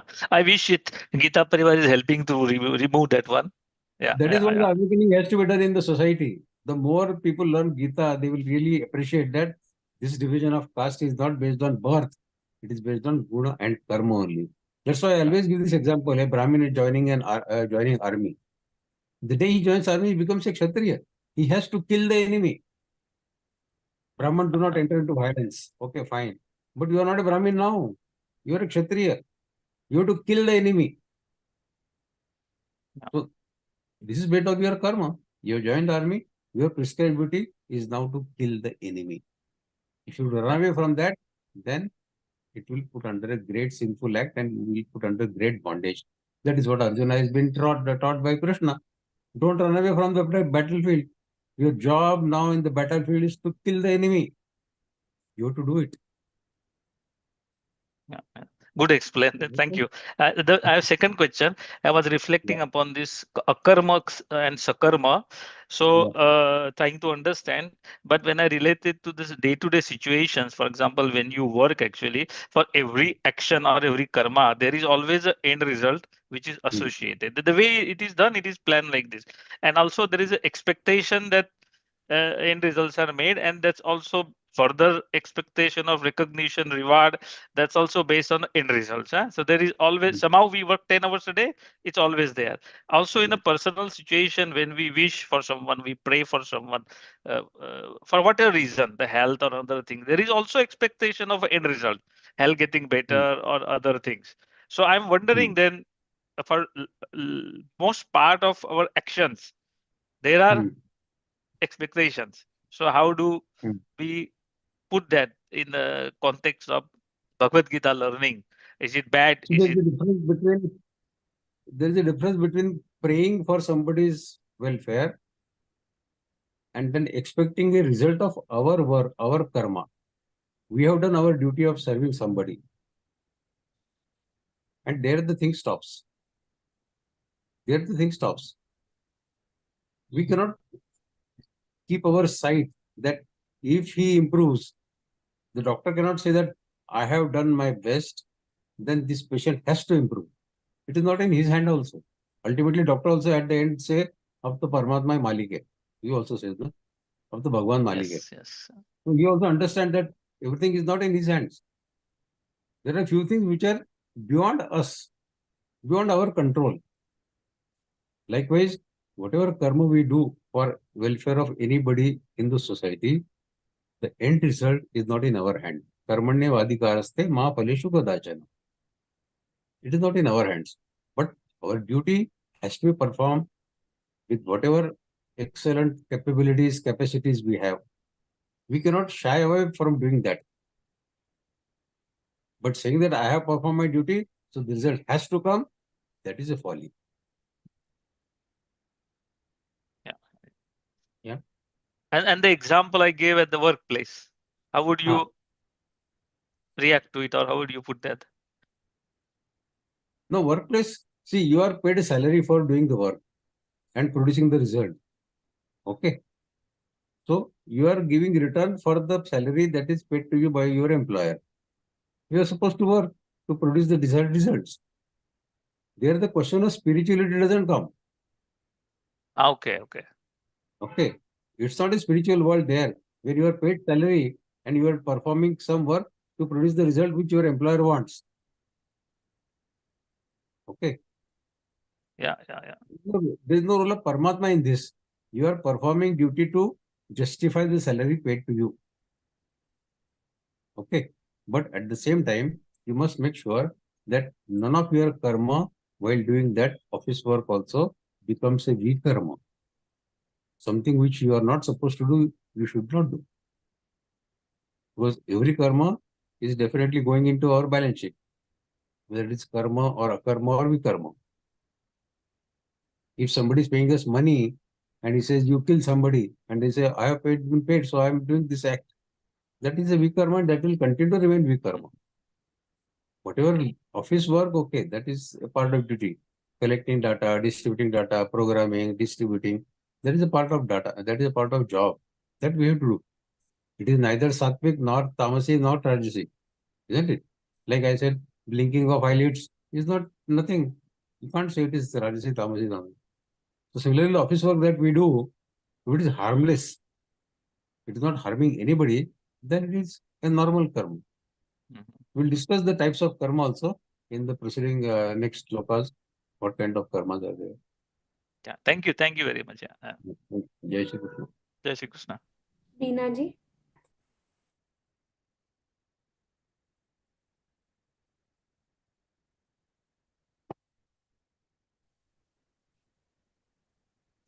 जय श्री कृष्ण भैया। जय श्री कृष्ण। गीता में भगवान ने योग और भोग दोनों एक साथ नहीं चल सकते ऐसा बताया है, तो हम अपने जीवन में इसको अप्लाई करने की कोशिश करते हैं, बट जैसे सुबह से लेके 2 बजे तक 3 बजे तक आहार के मामले में बाकी सब चीज में मेरा परफेक्शन है, बट शाम तक आते आते आहार में जो बैलेंस होना चाहिए वो बैलेंस डाइट थोड़ा सा गड़बड़ हो जाता है। तो क्या आप मेरे को हेल्प कर सकते हैं बताने में कौन सा रास्ता अपनाऊं जिससे मैं इसको कर पाऊं, मैं फुलफिल कर पाऊं इसको? किसमें गड़बड़ हो जाता है आपका? हाँ, गड़बड़ किसमें, किस चीज में गड़बड़ हो जाता है आपका? खाने के मामले में, भोजन के मामले में थोड़ा सा गड़बड़ हो जाता है, क्योंकि बैलेंस डाइट जो होनी चाहिए वो थोड़ी सी मान लीजिए हफ्ते में 2 दिन कर पाती हूँ, 3 दिन नहीं कर पाती हूँ, या 3 दिन 4 दिन कर लिया, 2-3 दिन गड़बड़ हो जाता है। एज 50 के आसपास आ रही है, 50 2-3 महीने में पूरा हो जाएगा। तो एक बैलेंस डाइट होना चाहिए। घर में बहुत तरह की चीजें बनती है, बच्चे खाते, बाकी लोग खाते, तो बनता है तो कुछ कुछ खाया जाता है। तो क्या मेरे को हेल्प कर सकते? बने उसके बावजूद मैं ना खाऊं, मेरा मन ना चले, ऐसा कुछ? ठीक है, देखिए एक श्लोक गीता का मैं आपको बताता हूँ। युक्ताहार विहारस्य युक्त चेष्टस्य कर्मसु। परमात्मा ये कभी नहीं कहते कि आप उपवास करो, खाओ मत। युक्त आहार, आपको बराबर खाना चाहिए। परमात्मा ये नहीं कहेगा आप खाना मत खाओ। विहार भी करो, खेलो भी, खुद का मनोरंजन भी करो। युक्ताहार विहारस्य युक्त चेष्टस्य कर्मसु। तो आहार विहार, खेलना कूदना, खाना पीना, ये परमात्मा की अपेक्षा है हमसे कि हम शरीर को कष्ट नहीं दे।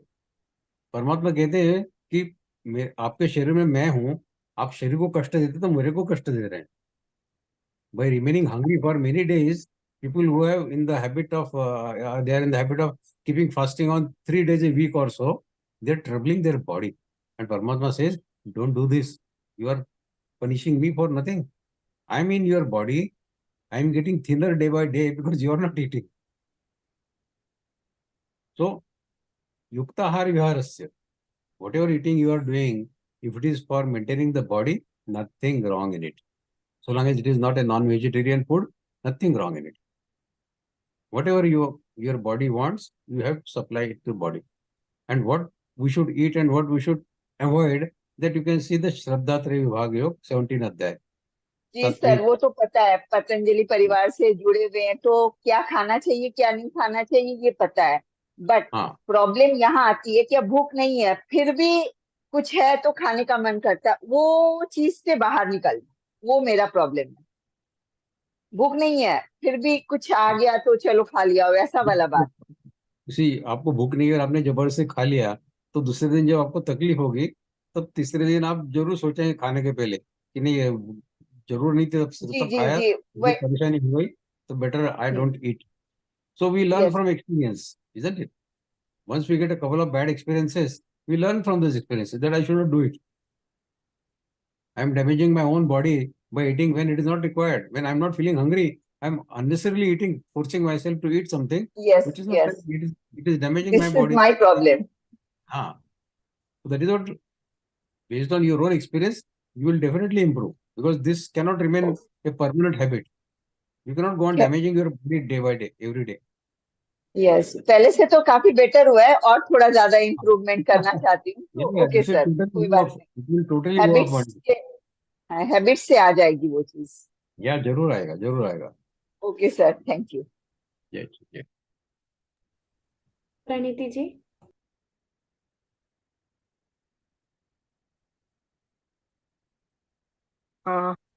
My question is, Geeta was told 5,000 or some years back. So there, the way whatever shlokas or adhyas we read today, were they any time modified, or how is it possible that same Geeta we are learning today? What I mean Nobody by has modified the Gita. Nee, See, nobody has modified the Gita. The one way it story is tell, it gets some words are missed, some are added by people. So how is it possible? There is not a single word added or deleted by anybody. Okay. So whatever is there in the original form of Gita. And Muslim Akarnas. Huh? We have been under Muslim Amal, then British Amal. So how it was protected has come word by word to us, come up to us, like in the pure form as it was told by Sri Krishna. See, this Muslim or this British regime, this British rule is a very recent phenomena. Okay. Compared to Krishna's life, or our Vedas are 80,000 years old. 80,000 years old. If somebody rules us for few hundred years, that does not change our culture. No, I'm not talking about culture. I'm saying the shlokas, some words. Nobody had the intelligence to change our shlokas. Our shlokas in Gita are the same as they were told by Lord Krishna on the battlefield of Kurukshetra 5,500 years back. Remove all such doubts if you have in mind that some Muslim fellow has changed our shloka. No, not Muslim fellow. I'm saying, I just said ki these many years, how is it possible that word by word it has come down? Yeah. See, they try to impress upon us through different methods by trying to educate us that Akbar was great, Jahangir was great, but they did not interfere in our Gita or Ramayana. Okay. And one more thing I wanted to know, that I'm just 6 months joined in Geeta, learning this Pariwar. So there is very much pronunciation should be correct. There is so much first upon that.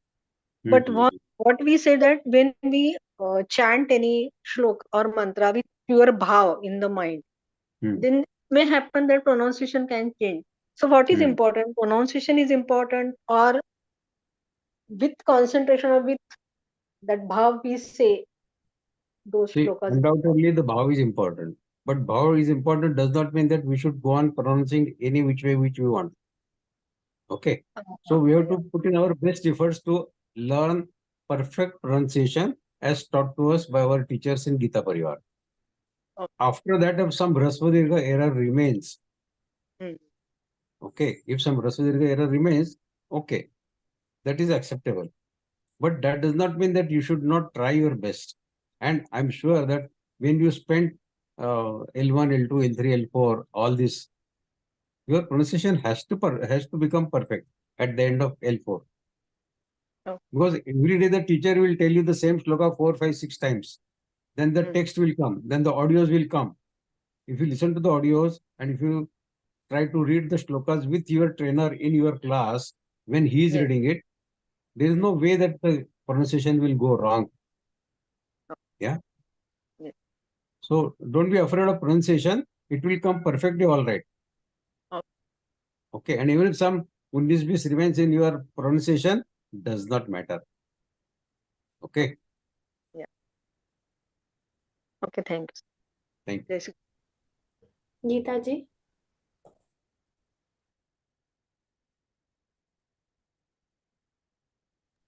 Didi, you're on mute. Yeah. Okay, I have just one doubt. You mentioned that giver's state of mind. Am I audible? Yeah, yeah. Yeah. Yes. Giver's state of mind affects if we take something, if he's giving unwillingly, but not always it is possible to have the perfect, the givers may be unfair.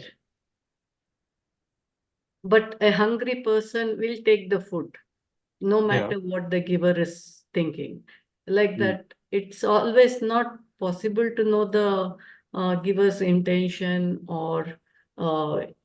So I take it as like in most of the shlokas we know, if it is meant to come to me, it will come to me. If it is not, it is not. So I don't think it is like do our duty without any akanksha, and whatever comes to me, I don't give in the importance to give us, because so many times even salary may be unfair. It is an unfair world. A worker may be getting, hard worker may be getting less than who deserves. It's the promotion or the salary, whatever.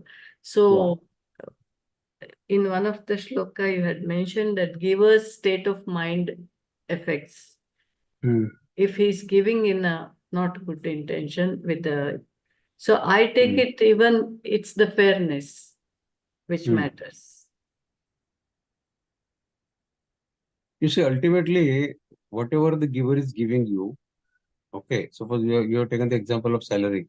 Or anything, food, something. If somebody is giving food to a hungry person, no matter what the person is thinking, hungry person will take. So we see this kind of charities outside temples many times. That somebody comes in a big van, he will take out baskets of food from his van and he will start distributing it to the people. So no, I think giver's state of mind may not matter.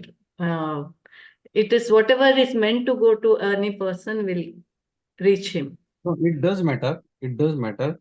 The sentiment which he is giving the food.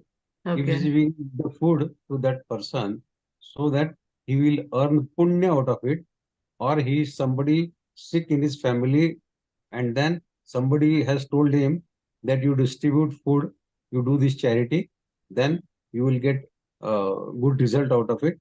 He is doing out of that. If he is doing out of that, then it does happen that this wish gets transferred to the person who is accepting that food. He may get affected because of that wish. Okay.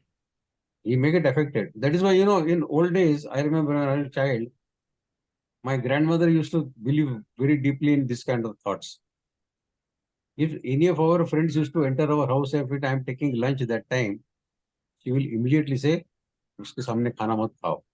If his wish, his desire goes on your food, it will cause you indigestion, something like that. So it is believed that if somebody is giving the food with this kind of expectation that somebody will get released out of its pain, then the pain probably may get transferred to that other fellow. Okay. What about the other things? The Like- sentiment of giving or taking. Is it the There is same? no- See, the sentiments also get transferred. That is what the Geeta says, that don't consider that he is only offering food to you. Along with food, if he is giving some sentiments behind that food, you are accepting that also. And then you have to face the consequences of that also. That's why we teach to our children that किसी ने कुछ दिया खाने के लिए तो ऐसा मत ले लेना. We teach our children, no? We don't know what that person has in mind when he's giving some food to our children. So we always educate our children. So it is Don't only about food. About everything. About everything. Except if he's giving a book of Bhagavad Gita, then accept it. Okay. Thank you. Mukul ji?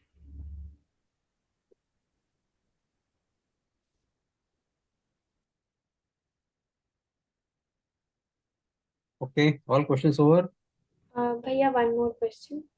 Ji, Bhaiya, you're on mute.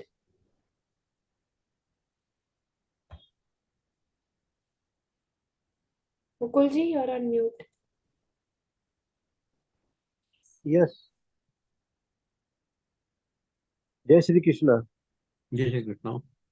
Bhaiya, I want to remove one confusion from my mind that Yeah.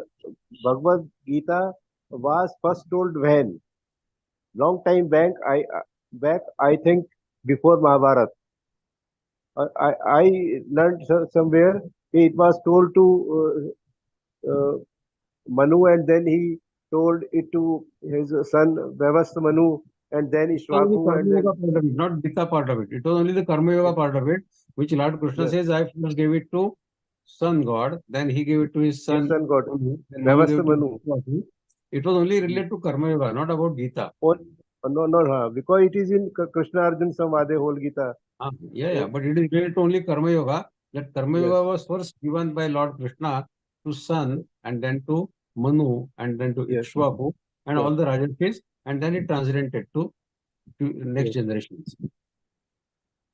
Yes. So Arjuna was not the first person to receive this Karma Yoga from Lord Krishna. It was given But other to Gyan Yoga, other Adhyay he received. other. See, Gita ultimately is an extract of our Upanishads. And Upanishads existed much before even Krishna's birth. Krishna was 5,500 years back. Okay. Yes. But our Vedas, as I said, are 80,000 years old. Yes.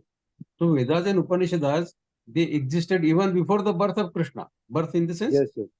5,500. This given manifestation of Lord Krishna, I am saying. Lord Krishna has both the forms, unmanifested and manifested. I am talking about the manifested form of Krishna, which took birth, say, around 5,500 years back.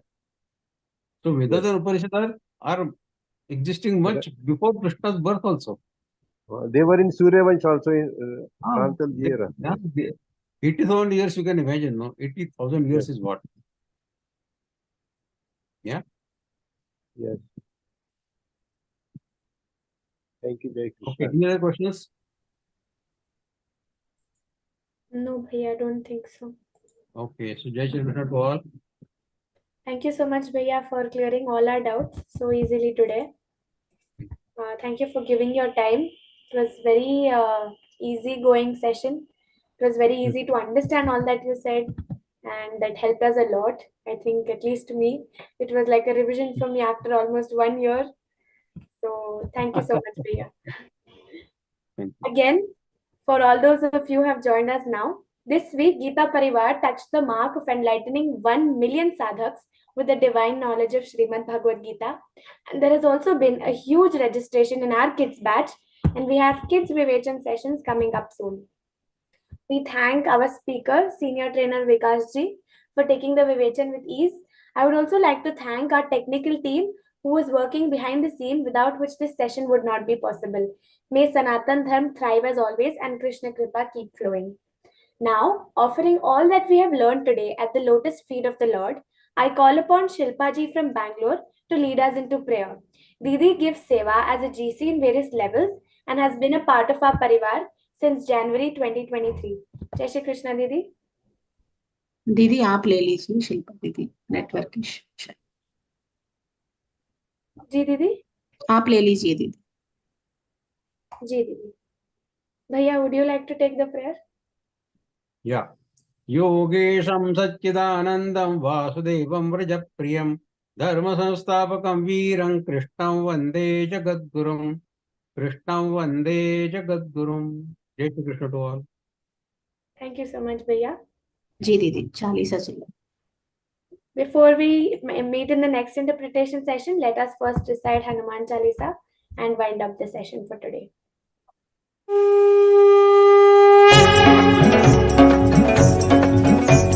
Shri गुरु चरण सरोज रज निज मन मुकुर सुधारि बरनउ रघुबर विमल जसु जो दायक फलचारि बुद्धिहीन तनु जानिके सुमिरौ पवन कुमार बल बुद्धि विद्या देहु मोहि हरहु कलेश विकार। जय हनुमान ज्ञान गुण सागर जय कपीस तिहु लोक उजागर रामदूत अतुलित बल धामा अंजनी पुत्र पवन सुत नामा महावीर विक्रम बजरंगी कुमति निवार सुमति के संगी कंचन बरन विराज सुबेसा कानन कुंडल कुंचित केसा हाथ वज्र और ध्वजा विराजय कांधे मूंज जनेऊ साजय शंकर सुवन केसरी नंदन तेज प्रताप महाजगबंदन विद्यावान गुणी अति चातुर राम काज करिबे को आतुर प्रभु चरित्र सुनिबे को रसिया राम लखन सीता मन वसिया सूक्ष्म रूप धरि सिंहि दिखावा विकट रूप धरि लंक जरावा भीम रूप धरि असुर सहारे रामचंद्र के काज सवारे लाय सजीवन लखन जियाए श्री रघुवीर हर्षि उर लाए रघुपति कीन्ही बहुत बड़ाई तुम मम प्रिय भरत ही समभाई सहस बदन तुम रोजस गावै अस कहि श्रीपति कंठ लगावै सनकादिक ब्रह्मादि मुनीसा नारद सारद सहित अहिसा जम कुबेर दिक्पाल जहाते कवि कोविद कहि सके कहाते तुम उपकार सुग्रीव ही कीन्हा राम मिलाय राजपद दीना तुम्हरो मंत्र विभीषण माना लंकेश्वर भय सब जग जाना जुग सहस्र योजन पर भानु लील्यो ताहि मधुर फल जानू प्रभु मुद्रिका मेलि मुख माहि जलधि लांघि गए अचरज नाहि दुर्गम काज जगत के जेते सुगम अनुग्रह तुमरे तेते राम दुआरे तुम रखवारे होत न आज्ञा बिनु पैसारे सब सुख लहै तुम्हारी सरना तुम रक्षक काहू को डरना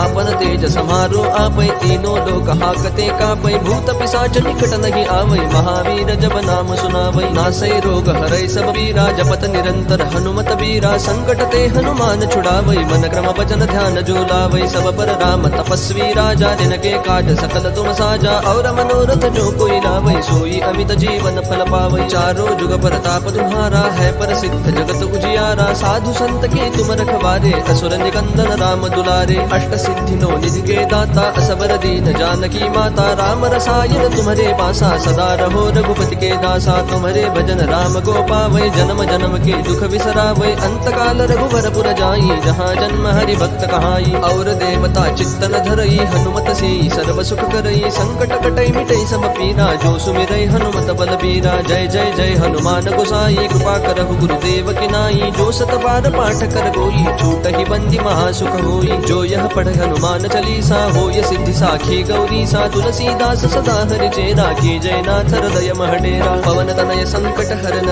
मंगल मूर्ति रूप राम लखन सीता सहित हृदय बसहु सुर भूप सियावर रामचंद्र की जय पवन सुत हनुमान की जय। Thank you so much for being with us today, Bhaiya. Thank you everyone else. Jai Shri Krishna.